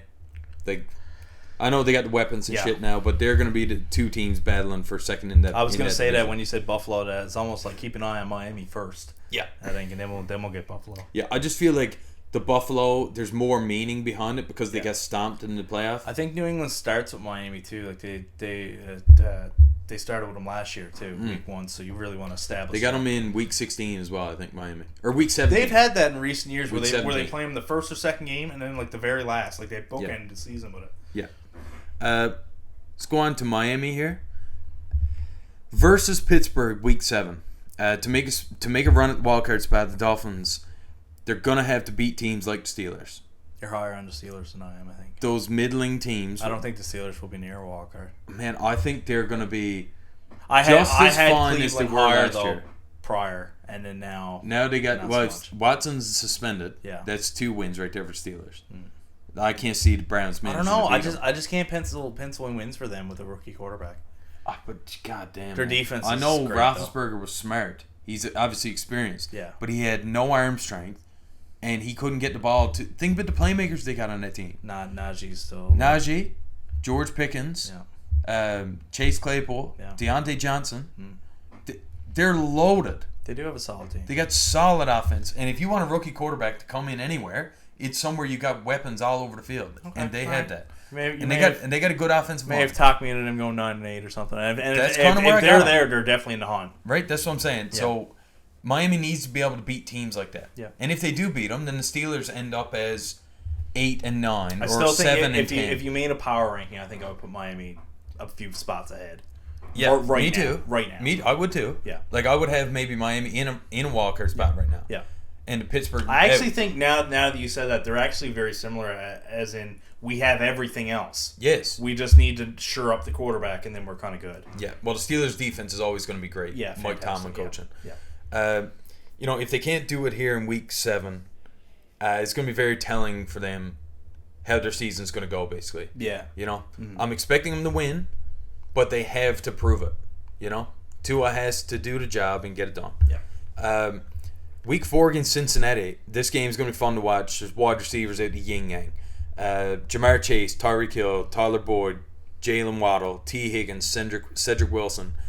And not to mention their running attacks. You got P. Ryan, you got Mixon, you got Raheem Mostert, you got Chase Edmonds. And who was their back last year? Miami? Gaskin too. Mm-hmm. So that's 5 solid backs and 6 amazing wide receivers. It's not the sexy matchup. It's not, but there's I just everywhere. mean like within that game itself. But yeah, you got Pittsburgh's defense going up a revamped offensive line in the Bengals that they really prioritized this offseason. So this is Miami at Cincinnati.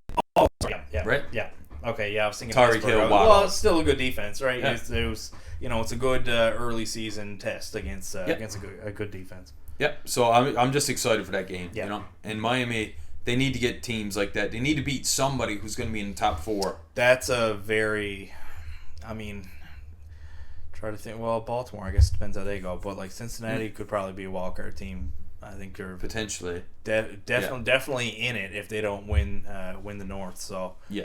Yeah. Oh, they'll be in the playoffs, but whether they're going to win division it or is not. definitely an important game against Miami, who should be in the hunt as well. Yeah, and then we got New York Jets, absolute dog shit, versus Detroit Lions. So they got them at home, and versus the Jaguars. Okay, I lumped these together. They're trying to lose these games or win them. These are 2 young, inexperienced teams going at it. I expect to score maybe mid to high 20s. For both sides, and an exciting game full of mistakes by both young quarterbacks and Jared Goff just leading a terrible team. Then we got New England Patriots. So that's the 3rd game now I got listed for the Jets. Yeah. Can the Jets finally get over the hump? That's the Patriots. This is the question that could be resolved here in New York. If they're going to beat them, it has to be in New York.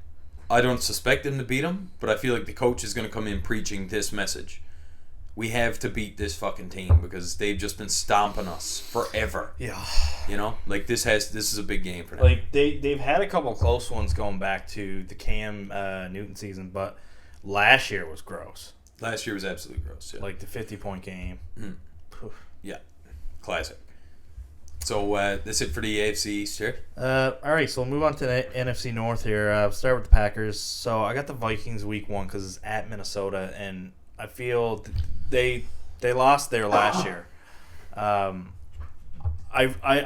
damn near picked the Vikings to win this before a bit of the offseason to win that division. So if the Packers go in and beat them in Minnesota week 1, I think they just put their foots on their throat, automatically say because Chicago and Detroit suck. Well, that's 2 wins. So the Vikings are. So if you go in there and beat the Vikings in week 1, you may as well take the division crown and run off with it. I'm telling you, I'm giving Minnesota the division title. I think I was very close there. I'm less now because I not that I'm liked what the Packers did. I just you got Rodgers. You got Rodgers. I can't imagine. I like Minnesota. I do. I think they're fully going to be there in the wild card. I don't think they're going to be 5 or 6 games behind the Packers. I think we're stupid like that. But I think if they lose this game off the start. It's going to set a tone. And when factoring in both teams, I did actually get the Vikings this game, so I will say that it is an important game for both sides. Yeah. But for the Packers, this could be just easy money to really put pressure on right away. At the Bucs week 3 and the Rams week 15, both of these games got the same premise. If they want to be the 1 seed, this is who you're competing with. I mean, if there's a tier list right now, in my opinion, it's those top 3 and everyone else. Is Rams, Tampa. I even put Green Bay a notch below. Into the secondary tier with maybe like Dallas and Philly and San Fran and so on. Yeah. Those 3 teams, their schedule is not too bad actually. Besides those couple, there's a couple more that's more on the AFC side that doesn't affect seeding so much. Yeah. That are fun to watch, but not necessarily as great. But 12-5 is what I see for the record. There's a little spot to trip up, and I do factor in them losing all 3 games I listed. I had them losing, so actually if they win more than that, they actually have potential to really rattle it off. It's these tough games and then everybody else. So moving down to Minnesota, at Philadelphia week 2, again, going back, if they're going to be a wild card, and actually all 3 teams I have here, at Philly week 2, at Saints week 4 versus Cards week 8. I think this is your wild card teams. This is what you're looking at. You got to win these games. Yeah. 10-7 is what I see as a record. So I got them 2 games behind the Packers. So again, if they lose that first one, which I gave them a win at actually. So if they lose that one, it could widen that gap a little bit. Yeah. So Chicago at the Giants week 4. Again, just who wants to win a game? This is just awful. At Patriots week 7, just a matchup we don't see a whole lot. It's just something interesting to see. Philadelphia week 5, I always true and one for those shitty teams where it's like if they do somehow make a run, this is a team you got to beat. It's at home as well, and if nothing else, could be important to Philly for seeding.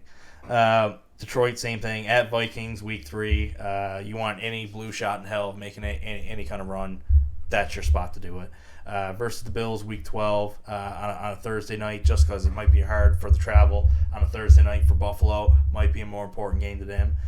So if Detroit does play spoiler like Jacksonville did last year against Buffalo, it could determine seedings down the line. Yeah. At Packers week 18, same reason. It's the last game of the season. They actually beat the Packers in week 18 last year because Packers were sitting people. Now that they'll be going for the 2nd or 3rd seed, I don't think it was a good game though, wasn't it? It was like 34. It was like 37-30 or something. It was like high scoring and crazy. So same thing. I think Packers might be going for seeding this year. So it's definitely important to them. So if Detroit can do it again this year, it would definitely put a wrinkle in stuff. Yeah.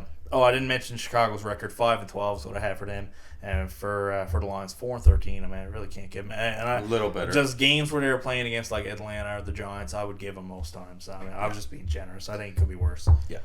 I didn't mention my records for the AFC East, so I got Buffalo going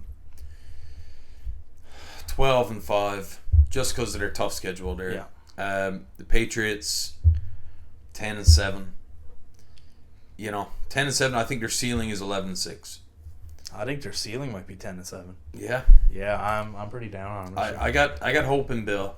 Because they were 10-7, and I think they didn't get better. I think they may have gotten a little bit worse losing J.C. Jackson. I think their defense got worse. Yeah. And Buffalo's better. They picked up a wide receiver too. They did, Parker. Yeah, Devontae Parker. He's good Parker, shit. Yeah, he is. And they drafted one in the second round. I'm not the sure. fast guy. Yeah. Thompson. Thornton, sorry. Yeah. I don't even know his first name. Don't even ask me. I have no idea. Yeah. So Miami, I feel like their ceiling is also 11-6. So I feel like them and the Patriots could be flip flopping constantly. Yeah. And the Jets 4-13, 5-12. I just can't see it. That's what I mean about the Lions too. Like giving them 4 wins, I think we're being nice, really. Yeah. It could be so much worse. Yeah. So let's go with the AFC North here. I got Cincinnati winning the division at 12-5. Yeah. Their biggest game to me against Tampa Bay, Week 15. I love to see these quarterbacks go at each other. Yeah. They're compared all the time in mentality and calmness in the pocket and whatever. Passing of the torch. Yeah. Should be a nip and tuck game where it comes down to final possession for one side. Lots of offense, hopefully. Yeah, hopefully, yeah. and at Baltimore. Yeah. This game is going to be. That's be one I huge. would look forward to. That's a burner. You know, it's going to be big coming down the stretch too, because if the Bengals can go 2-0 against the Ravens this year, it'll give them a great push to win that division. Which week is that? Week 5. Oh, it's early on. At Baltimore. It'd be nice if it was late, right? Yes. Yeah. But then the at Cincinnati is later in the season. It is late. Okay. So you get the home game. But if you can do this early in the season in Baltimore, yeah, I'll give you a little bit of wiggle room probably. Yeah. So if you can win in Cincinnati, well, you know, you're pushing the Ravens down, you're pushing yourself up. Yeah. Getting some distance. Baltimore, home and away with Pittsburgh. Like, these bitter rivals go at each other now twice in 4 weeks. Week 14 and week 17. Just because it is such a short time frame, I can see the second game being extremely close. Just because of, you know, the rivalry and whatever, right? But Baltimore needs to take advantage of playing against a young QB in either Pickett or Trubisky, and they got to win both if they want to buy or a home playoff game. That's the matchup that you need to win. And Baltimore does throw up a stinker every now and again. Just super quick on that. Who do you see starting for Pittsburgh? I'm going to say Trubisky might go first 4 weeks. I was just saying, we were talking about it a minute ago, they have everything else but the quarterback. I totally forgot that they kind of had a quarterback battle. I was just thinking it was Pickett for sure. I totally forgot that they had something. I'm going to assume Pickett ends the season as the starter. Like, maybe after Thanksgiving. I think they would start with Trubisky too. I think so, man. I don't know if Pickett's going to be absolutely ready, but maybe I'm going to say week 4 to me is the earliest that Pickett can take over. Yeah. And it'll be with plenty of time left for these games. They play Tampa in like week 6 or 7, so I would like to see Trubisky personally. Yeah, for sure. And against the Bills, week 4. If the Ravens are serious contenders, this will be an amazing game. Yeah. It might also have some serious playoff implications coming down the stretch of the season for both sides. That's the close game that they lost last year. Yeah. Right? Like, they got to win those. Yeah. They always seem to be on the short end. And, like, when that game against the Chiefs in week 2 where they won by 1, they're 36-30, I was like, okay, see, this is what they have to do. And they still find a way to, like, kick a 80-yard field goal to win against Detroit, like, 2 weeks later. It's just the inconsistency sometimes. The ups and downs. Is so frustrating. Pittsburgh, their most important game to me in regards to playoffs and wildcard situations and stuff is New Orleans, week 10. It should be a fun, low-scoring defensive game. Both sides are great on defense, and their offense has got pieces back and or added players through the draft and free agency. Right. You look at the Saints, their offense is kind of revitalized here with Jarvis Landry, Chris Olave, and Michael Thomas coming back. And Kamara, we don't know what's going to happen with him, but that's a star-studded offense right there. It is, yeah. That's awesome. And Pittsburgh, of course, we talked about it earlier. They got weapons all over the place. Just depends on how seasoned Pickett is going to be able to be by this point. And I think it's going to be a great game because both defenses are going to be dominant. It's actually making me sad that Deshaun Watson is not playing. Yeah. They're very likely, because how fun would this division be, too? It'd be great. Oh my God! Because there's so many weapons all over the place. Like, you're really selling me on the Steelers more. I just figured 5-6 wins, but like the more I think about it, they really do have everything else. They got it all. And man. like, if Deshaun Watson played, like, oh my God, all 4 teams would be like in it.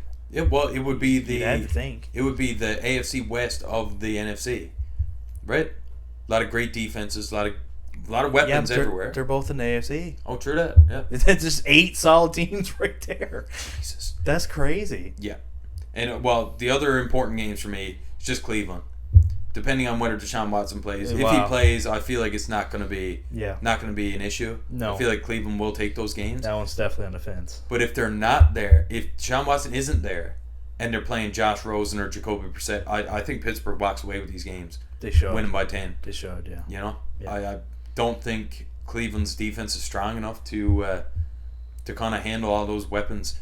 And I think George Pickens is very underrated just because of the shit off the field, right?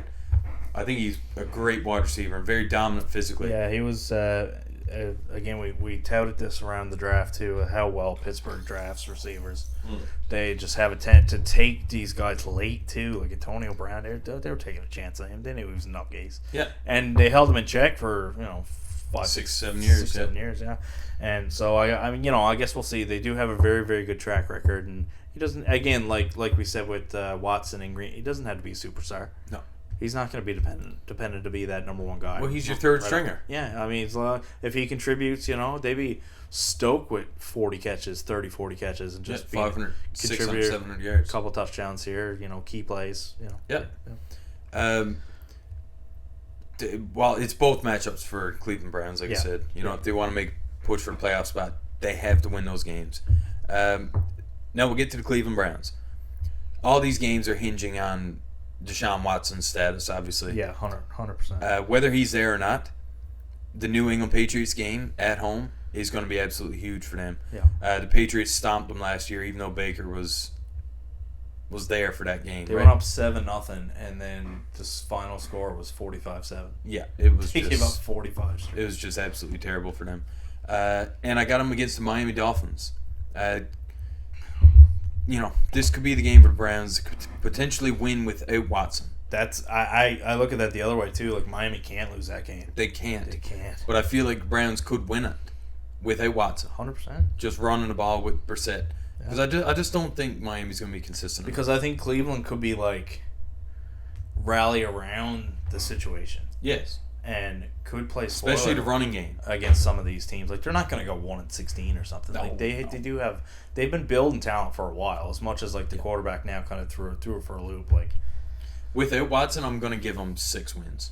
But that's what who are those respectable? Who are those 6 wins against is what's important. That's it. Yeah. Because I don't have them beating a whole lot of teams either. Like every time I was going through these records, I see Cleveland, I almost marked W automatically. But I'm with you. I could definitely see them winning 6. But who's it against? I have no idea. Yeah. So the Ravens, I got them going 11-6, 12-5 kind of deal. Yep. Very close with Cincinnati, but I got Cincinnati winning both games against Baltimore, so that's giving them the edge. Yeah. Pittsburgh, 10-6 or 10-7, 9-8. That's where I got them, right there in the hunt. Yeah. Nothing crazy, but week 18, week 17, you'll see them in the hunt on NFL Network. Yeah. Cleveland Browns, I can't even give a record here. It's just there's so much hinging on Deshaun Watson that I can't even TBD give you an educated thing here. Yeah. Well, if you want to give a quick one, you can just say with and without. Yeah. So 6 wins is the cap without, for sure. And with them, I'm gonna say 11. 11 wins. That's a big jump. It is. Well, I was expecting you to say 9 or 10 because like I said, I'm not sure they have the full team around them, but yeah. But they do have the running game, which supplements the wide receivers. It is a big difference, though, between who's playing and it is. And well, Jacoby Brissett is a backup in this league. Yeah, he's like there's no team that he would start on. Yeah. Yeah. So, what do you want to do? The West now? I got the South here next. South, yeah. I'll piggyback off your thought there and go Carolina. It's Cleveland week 1. I mean, yeah. Baker. That's sick. Baker revenge game. I mean, Carolina again doesn't have a whole lot going for him besides this kind of flashy move to get Baker. So that first week is definitely going to draw some attention. I think if they want to make any move at the wild card, like I said, with Carolina trying to come up, they got to definitely beat the Saints. So that's an important one in week 3, and then the Cardinals again in week 5. So notice these 3 games that I highlight here is weeks 1, 3, and 5. So a lot of it's early on. Will Baker even be playing then? Like we said earlier, if they go with Darnold, they're playing these important games with Darnold. So that's what I said. We'll really tell a lot about where they feel they are as a franchise with who they go with, because I feel a lot of their important games is early. So then we'll go up to the Saints, Tampa Bay week 2. That's at the Saints. I mean, they've kind of had their way. Like, I don't know, this is early in the season. Jameis just coming off that torn ACL. He does look good, though, in his workout videos. I will give him that. He does. I mean, they're getting a lot back now. Landry, Thomas. We'll see what happens with Kamara. Chris Olave. Yeah, I was trying to think of who the third guy was there. Yeah, I mean, they're definitely in that. Again, the last 2 wild cards are definitely we see Cardinals week 7, 49ers both on the road. So important games. Definitely got to win one of those 2. I would imagine. I never gave a record for Carolina too. 8-9 is kind of where I see them. 8-9, 9-8, 7-10, somewhere in that range. New Orleans, I see 10-7, so we'll see the opposite of that. So again, Carolina has a key to beat the Saints in week 3. I don't think they will. So I think the Saints will take care of business. Like I said, beat one of these wildcard teams or two. There's one thing to note about the Saints. They don't have Sean Payton anymore. They don't. That's big. But their defense is so good, and it's their defensive coordinator who's taking over. It is. Right, so... is that going to translate to the offensive side of the ball? Definitely. Is the weapons going to make up for it? I don't know who their offensive coordinator is either. I don't know if that changed or it's the same guy or not. But I don't know either. They got a lot more toys this year than they had. And, I mean, they weren't a terrible team last year, obviously. To beat Tampa twice, they shut them out. Yeah. So, like, their defense is legit. They got Tyrann Mathieu now. I think their defense got pretty good. Yeah. They lost Armstead, though, so their offensive line. But then they drafted one, too. They lost both their safeties. Yeah. So one retired and one left. Marcus Williams left in free agency. Yeah. So who I got winning South, of course, Tampa Bay. Packers week 3, Rams week 9, Saints week 13. Saints have been their bugaboo for quite a while now. Just monkey on their back. They got to get it off. I think they win one of them this year. I do have them losing to the Saints in week 2, like I had mentioned previously with New Orleans. I do think that week 13 one at home, they got to take care of that, especially like I said, it was that game last year when they lost 9-0 at home on Sunday Night Football for the second year in a row, got embarrassed by the Saints. Was the same day that Baltimore went for that 2-point conversion against Green Bay, didn't convert it, so Green Bay got a huge boost where they almost lost that day, and Tampa, couple that loss from New Orleans, really put any, plus the injuries that happened in that game, really put the nail in the coffin of them getting the 1 seed. Because Gronk got injured in that game, didn't he? Everybody did. Godwin, Lenny, like they were all hurt in that game. Yeah. So Tampa's really got to win one against New Orleans. Of course, the Rams and Packers, again, like I said with the tier list earlier, there are 2 teams on top. Got to take advantage of that. I think Tampa will win a couple of those games. Primarily the Packers. I think it's really their chance to really take a stranglehold there. I think they might potentially go 2-2 in those first 4 because that's a lot of the trouble. But how many times has Brady gone 2-2 in his first 4 games?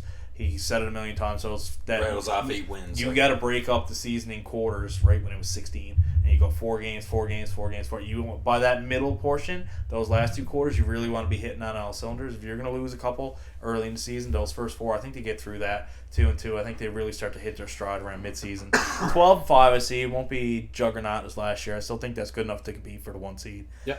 Again, with New Orleans 10-7, Carolina a bit lower than that. I think they should win it still pretty comfortably. Atlanta, these are just road games against good teams that they might play spoiler against. At Rams week 2, Rams got to win it. I mean, they can't be losing a game like that. At Bengals week 7, I mean, same thing. Same thing. At Saints week 15, later in the season, Saints got to be winning those games. It's a good rivalry though. Late. It is. They're going to come out. And Atlanta traditionally does split with them. Yeah. Oddly enough, so I figured at Saints is definitely one New Orleans should take care of. Yeah. So Atlanta could definitely play spoiler there. I got them as 3-14. I really don't see them as a good team at all. Mariota is just not anything to write home about. Don't think they're going to turn to their new quarterback Ritter just yet. He might get a shot. If it's this bad, he might get a shot late those last couple games just to see if he got anything, just to give him a couple extra games that he wouldn't have had if they didn't. Who's that? Ritter. Yeah, Atlanta's quarterback. Yeah. If it's 3-14, like it could be ugly. I will say there's a clause in Mariota's contract that says if you play beyond Thanksgiving, or beyond the midway point, you get an additional couple million or whatever it is, right?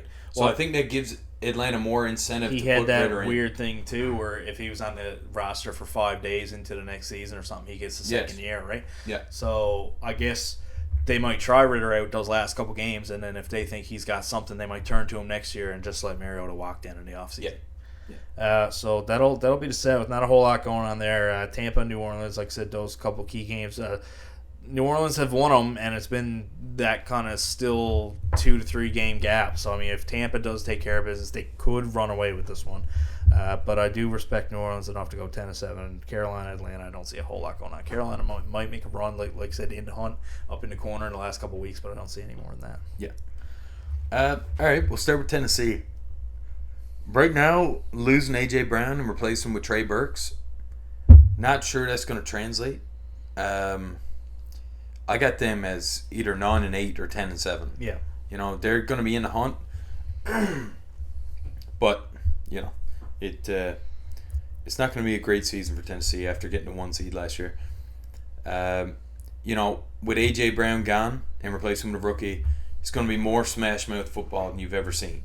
So this matchup in Week 13 at Philly is going to be just hammers all day. Philly led the league in rushing last year.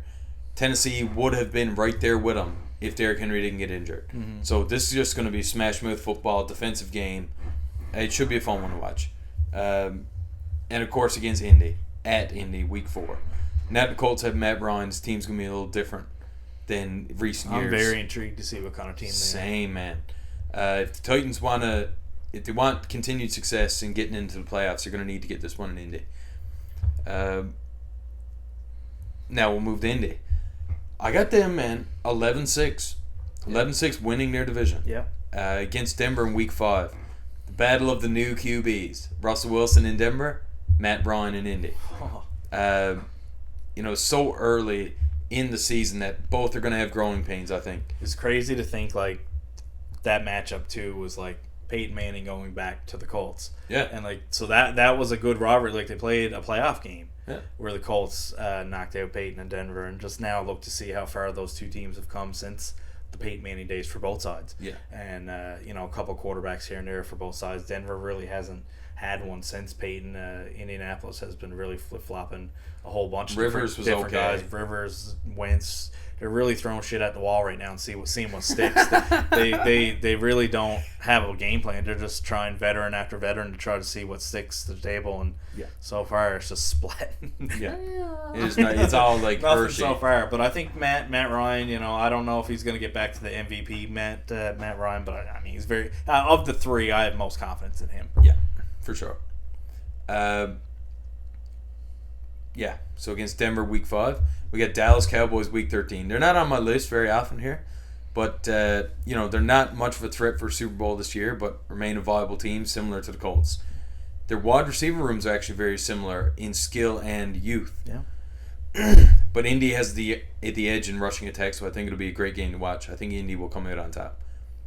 And against Tennessee, I had listed that game prior for Tennessee, of course. I mean, that's the one. Like, I feel like whoever doesn't win that division almost might not even have a shot at the wild card. I feel like they're so close in that 10-7, 11-6 range that, and the AFC being so competitive, I feel like you almost got to get 11 wins to even get a wild card. So I feel like whoever misses here might miss altogether. So so important. I only got one playoff team come from here. So important. Yeah.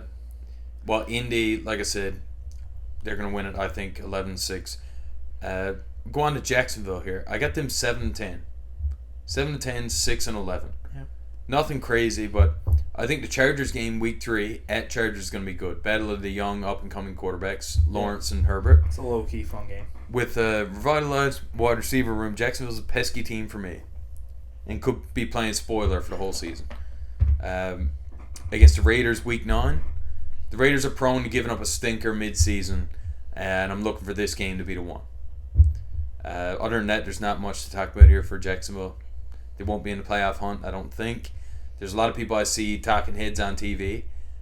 They're saying, yes, the Jacksonville Jaguars are getting in, but how the hell are they getting in the AFC? With the strength of both divisions we went through earlier. Yeah. And, the rest of those middling wildcard teams, it's going to be tough. Houston Texans. There's nothing here on the schedule that piques my interest. Every game for the Texans, every game is a big game for the Texans to lose. I feel so bad for Davis Mills, who showed promise. Yes, man. And he's just looking around at all these, like... Now he sees Will Fuller. Hi. I listen to another podcast that when they talk about these scrub players that are on some of these junk teams, they call them Sonny's car wash guys, because they're just working at a car wash one day and next day they're on the NFL roster. So they're just working at Sonny's car wash, so they calls them the Sonny's car wash crew. That's what I feel like the Houston lineup is just like. And Will Fuller, you're making fun of him over there wagging. He wags, his hand falls off because he's always hurt. Yes. Every time he does anything, he's like domestic abuse charges, injured, or he's fucking shooting up crack or something. Or drunk driving. Always drugs or something. Like, this guy always got something going on. But he always gets the bag. Yeah. He's always paid. Yeah. Like, he always makes crazy money. I feel like he's good for like a ridiculous 80-yard touchdown at some point through every season. Like a couple times. Yeah. The only game, like I was kind of being sarcastic earlier, but against Miami, I think here's a game that Texans could win. Davis Mills shows out. Tua has an inconsistent game, but they shouldn't want to. Yeah, that might sit him that game. Yeah. Yeah, buddy, you got a sniffle. You got COVID. Sit down. Yeah, that's right. That's it for that one. The record for Houston Texans 1-16. Yes, I'm gonna open the West with just first, can we just take a moment and just realize that the NFC West is playing the AFC West and just appreciate the amount of games that we're gonna get that are insane. Yeah. That are not even on my list because I held every team to only 3 games that I was gonna list. Yeah. I'm gonna start with the record first because this is gonna floor you. I have the Rams at 10-7 because their schedule is ridiculous. Yeah. Bills week 1 is the first game I'm going to mention. At 49ers week 4 because, again, that's their toughest competition with you can almost list both games there. Well, Shanahan's got his exactly. number. And then, of course, the tier list, as mentioned earlier, Bucks week 9. There's at Chiefs here that I couldn't even mention. Yeah. Because there's Denver, there's Vegas, there's the Chargers, who I think are going to win the AFC West. You've got the 49ers twice. Think about it. 10 You've of your got the Cardinals twice. Think about it. 10 of your games are against West. I think they may play Green Bay. It is their schedule is insanely hard. I'll be shocked. Probably worse. Shocked if they win 12 games. Probably worse than any Super Bowl team coming off Super Bowl season. And it's not because I think they're bad. I've mentioned them in the top tier. They are talent wise. They are fantastic. Yeah. They are just their schedule. They are going to lose games. They're not going to be as they can't pull them all out. They had injuries last year too and overcame it. I just don't know how long that's sustainable. Stafford's tough, but he's made of glass a little bit. He's always hurt, never injured, I guess, but he's always got something going on. Something nagging. Yeah. I mean, I don't know. Odell's not back with them yet. We'll see. Obviously the talent is there. Their schedule is insane. Like I said, I listed out 3 games there. There's so many more. Like I said, Denver, Case. And those top teams you listed are the top 7 in the league. Yes, they're right there in that insane. list. It really filters through this whole thing. I couldn't because if the Rams schedule is hard because of they're playing the AFC West, everybody else is too. So the Cardinals 9-8, same thing. Fantastic team, tons of talent everywhere. Their schedule's so insane. Rams week 3. That's who they're chasing. So it's more so pressure on them, I think, to get those wins than it is the Rams. Yeah. Eagles week 5 because I think if the Rams do still win it, that Cardinals will still be in contention for a wild card. So Eagles should be right there. Those 2 teams are very similar. Very similar. And at Vikings again, another team that should be there. I had them at 10-7 in the previous record when I mentioned earlier. So if the Cardinals are 9-8, they definitely want to win those. So this is interesting now because I'm not really sure with the VAG records and all. I got the 49ers at 10-7 as well, so I'm not sure who would win. I guess it would come down to the head-to-head. 49ers at Broncos week 3. That's just a fun-ass game. Yeah. I just really want to see that one. Immediately after, and that's why the Broncos one is so key, Rams in week 4. So you got 2 games there that can be really fun, and of course the Rams one with just a big game feel there. Early in the season, it's too bad it wasn't late. Chargers week 10. Again, that's just an awesome game. That's just a really fun, Lance and Herbert. I mean, if Lance is just running all over the field and 70-yard touchdowns, running like he was in college, this could be just an insane high-scoring game. Dude, you could basically flick on DAZN and just go to the West team of your choosing and watch a fucking nuts game. And the fact that they're both playing each other because both divisions in the West are insane. Yeah. And they're just playing each other like we're spoiled seeing this year. This is going to be sick, man. Those are the 3 I wanted to mention. So I got the Rams 10-7, the Cardinals 9-8, the 49ers 10-7. And then there's Seattle. Oh, God. And again, they all play the hard division. So, of course, Broncos week 1 is really the one that stands out. And how crazy is it that we got Baker playing Cleveland Browns in week 1, and then you got Seahawks playing the Broncos, and this all happened. Oh no, the schedule did come after, so they were smart. They were thinking. Yeah, they were thinking. I was thinking this just a coincidence. For Denver, I put that there as well. Yeah, that was definitely a key one. For Baker, the trade was after the schedule, wasn't it? Well, Baker was recently, so it just happened. But for sure, the Wilson one. Yeah, the Wilson one was definitely because that was at the start of free agency in March. Yeah. At Chargers week 7, Seattle's got nothing going for them. This just might be a fun game. I feel so bad for Metcalf and Lockett. Yeah. I feel so bad. Well, that's why I'm saying that might be a fun game. You might get a bit of offense from Seattle side because they're still there. Yeah. Chargers should be a bit, fun all season. Yeah. Rams week 18, just again potential to play spoiler if for some reason something happens, and the Rams are 10-7, like I think, or 10-6, or 9-7 at that time, I guess. They would have to win that game to get in, or potentially tie at 40-unders. Like I said, if I got them both at 10-7, important game. Seattle might play spoiler. You never know. 4-13, I got them again. That's probably being generous with the tough schedule they got. Yeah, could be a lot worse. Could be 2-3 wins.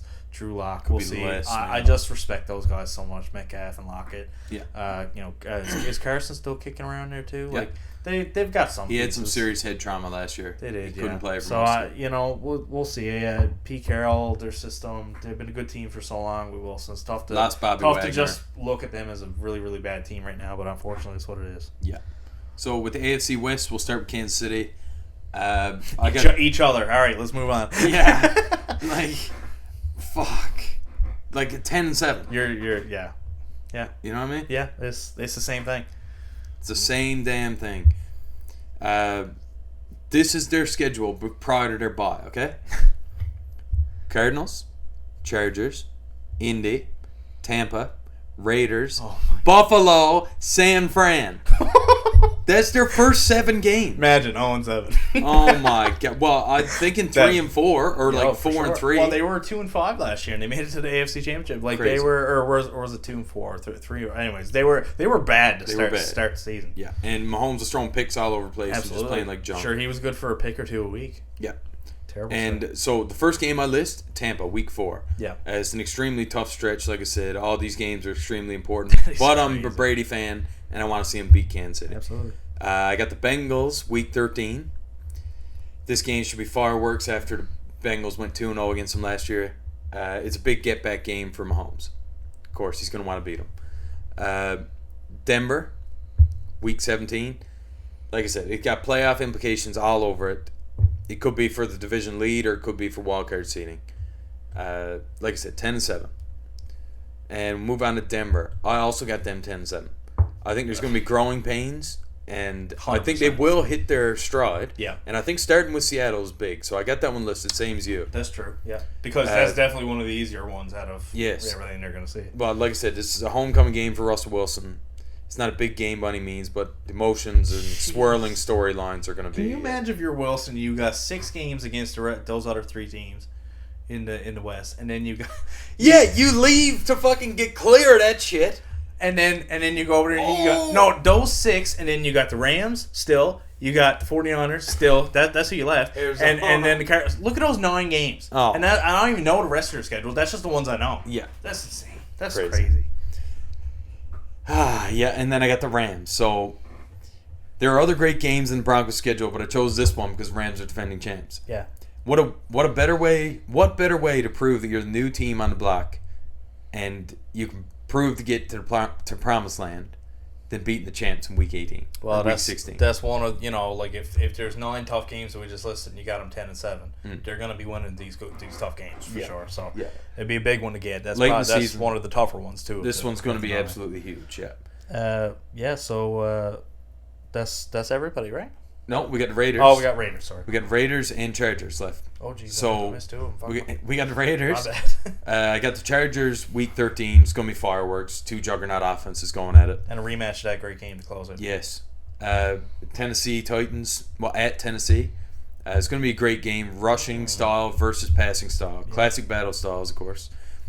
Any AFC matchup with non-division teams is going to be huge for the Raiders. So they need this one along the way if they hope to make playoffs. 9-8.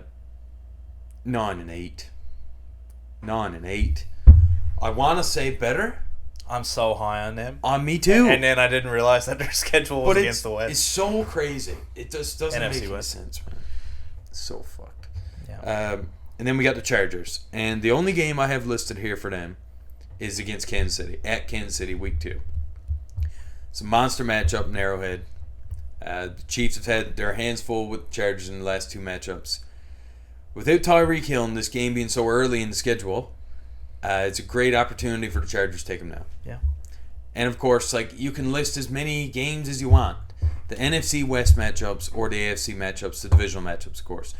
You can pick from 10 games or 9 games, like you said, and just say all these games are important because every single one of them are. There's no wrong answer here with these last two. 10-7. Yeah, I saw like I said, that's there's within, no clear favorite there. No. It will come down to head-to-heads and conference record and all that, right? So it really depends where the losses are. Your top 3, 10-7. Raiders are out at 9-8. And they might not. They might be the third wild card for all we know. I Crazy. doubt it, but Crazy. It's tough with the the Steelers with got the in North. 9-8-1 last year, so Yes. I'm just thinking 9-8 Or 9-7. or 8-8-1. 8-8-1. Actually, if they couldn't be 9-8-1, that wouldn't make sense. Right. So if 8-8-1 was getting now again totally different season, and AFC I think got better if anything else, which is crazy, but Yeah. they did. And a couple honorable mentions for me here throughout the season. Tennessee at Buffalo. Second coming of Baloney Skin game. Packers at Bucks, week 3. Yeah. Should be entertaining. Miami at San Francisco, week 13. Damn. Will the disciple now become the master? Shanahan and McDaniel. We are willing Jimmy G to Miami in existence Yes, too, please. as a backup storyline. Yeah. But That's where I thought you were going with that at first, but yeah, the head coach, the right? head coach, yeah. Yeah. But Yeah. then we got Raiders and Rams, week 14. That's like two odd teams too, but like creates such a weird Storyline, yeah. Storyline, yeah. And Kansas City and Chargers, week 11. That's all I got here. So did you do up like 5 games of 2022 that you just want to see, just totally regardless of everything, or you just no? Okay, so I just did up 5. We'll close with this because we're chewing everybody's ear off here. So I'll go with 2 honorable mentions because God forbid we can't stick to a list without saying that. Rams at Chargers, Battle of LA. This is just fun as hell, and it's late in the year I think too. It's like week 16 or 17. Huge for both sides because again, looking at it, we got 10-7 for almost everybody in those two spots. So I mean, yeah, totally just a fun game. At Chargers too, so I would give the Rams on a neutral field. The edge. They don't have to travel. Exactly. And I'm saying it's at Chargers. It's their stadium too. Yeah, and the Chargers have no fans. I said that, yeah, as if it was harder because it was on the road. And I just realized how stupid that was. They're gonna have more fans here, or whatever. Okay, moving on. Bengals at Bucks for reasons we cannot disclose just yet, but should be a fun game anyways. But we're hoping it's more fun for another reason. So I'll just get into 5. This is more AFC versus NFC teams that we didn't really get into a whole lot because I was focusing more on playoff seeding before. Bucks and Chiefs week 4. I think I did mention it actually just because of how great that game is. I mentioned it too for Chiefs. Bills at Rams week 1. I mean, this is the first Thursday night game that happens every year. They always try to put an absolute banger on. Can't get much better than this. This is literally the Super Bowl favorites for both sides. Yeah. So this is damn near you're going to hear Super Bowl preview all week leading up. And you got the Rams defense versus the Bills defense who just added Von Miller. So Von Miller switched teams. And that's another week 1 against your old team. Right. That's phenomenal how this ended up. Packers at Bills, another game for the Packers that I didn't mention as to why their schedule was so hard.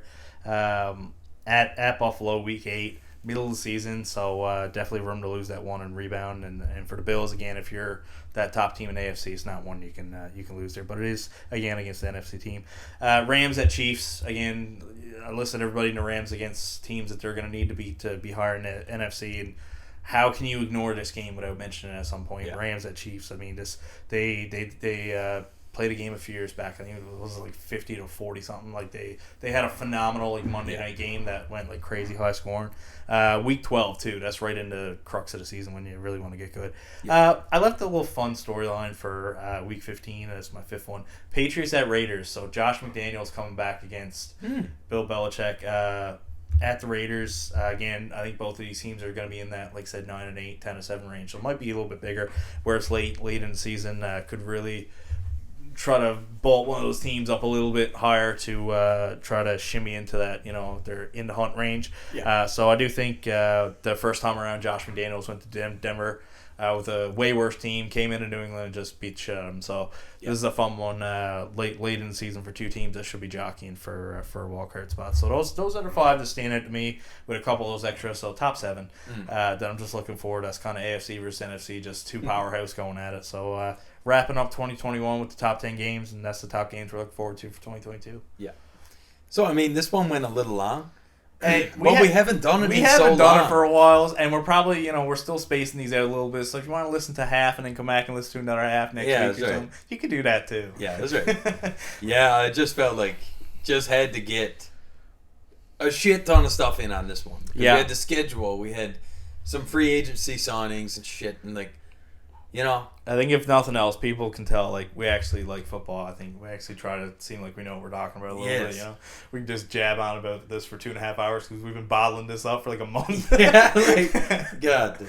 And we just gotta let it out. Yeah, we're excited about the schedule too. The schedule's always fun because like these games are like we're talking like, oh man, we're this banger in week 15 like that is like late December. That is like away. 6 months away, and we're just like, oh, I can't wait for this game. It's awesome. Yeah, so we're definitely hoping for some good ones this year. I mean, it certainly seems that way. AFC seems super fun. NFC, like I said, the more I looked at it with the schedule this year, I'm like, man, they got some good wildcard teams that's going to be going at it. Yeah. I think the playoffs are going to have, 12 to 14 very, very solid teams. Yeah. Like last year in NFC, you can even look at a couple teams. You're just like, just don't Philly really believe was in not them. that great. Like the Raiders and the Bengals. At first, I know the Bengals ended up making a run, but I was like, does this game matter at all? Like who cares? Like I just feel like this year you're definitely getting some great teams. I know we're gonna unfortunately have injuries along the way. That's going to make a lot of these powerhouses turn out not to be, and maybe we might be surprised by a team that's not looking great right now that ends up being. So, I mean, that's the beauty thing about football. It's just you never know. It's so chaotic. There's so many different variables and factors that go into what makes a good team, and what ends up making, a preseason favorite to end up being a dud. So, I mean, there's just so many factors. Of course, the 17-game schedule always has more room for injury and all that, too. I mean, when we're still battling this, worldwide shitstorm of a pandemic. So I mean, everyone could be getting their second round yet, where they're missing games, and of course everyone's not vaccinated and all that, and but take away the negatives from it, man. It looks like it's going to be a banger of a season.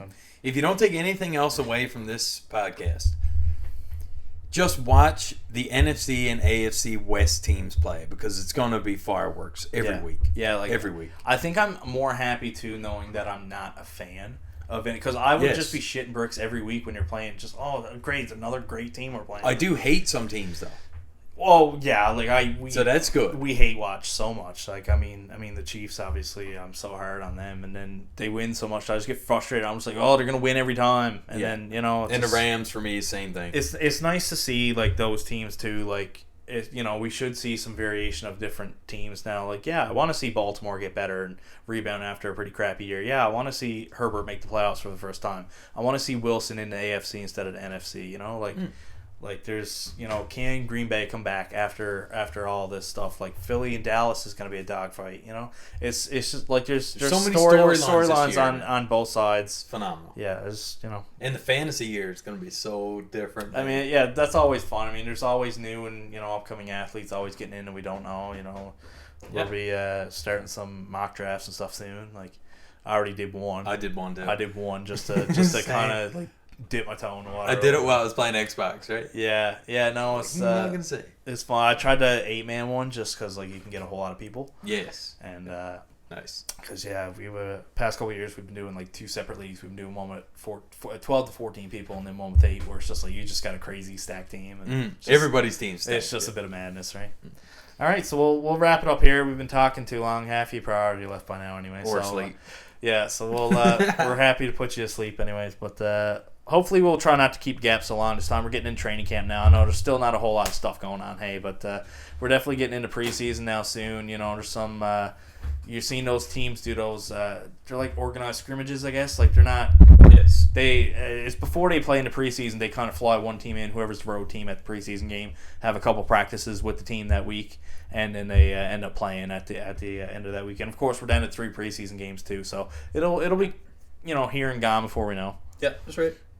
So we're about I don't know, I want to say about 6 weeks away from season. So we'll probably fit 1 or 2 more. 1 or 2 more before the season. So keep tabs on us for every 2 weeks or so. We're still trying to keep a few of our other podcasts going here and there when we're trying to get them in with the NHL and the NBA. So keep an eye out for that, and of course like, share, subscribe, all that fun stuff that comes along with this. still trying to expand and get people listening. I know it's hard in the off season.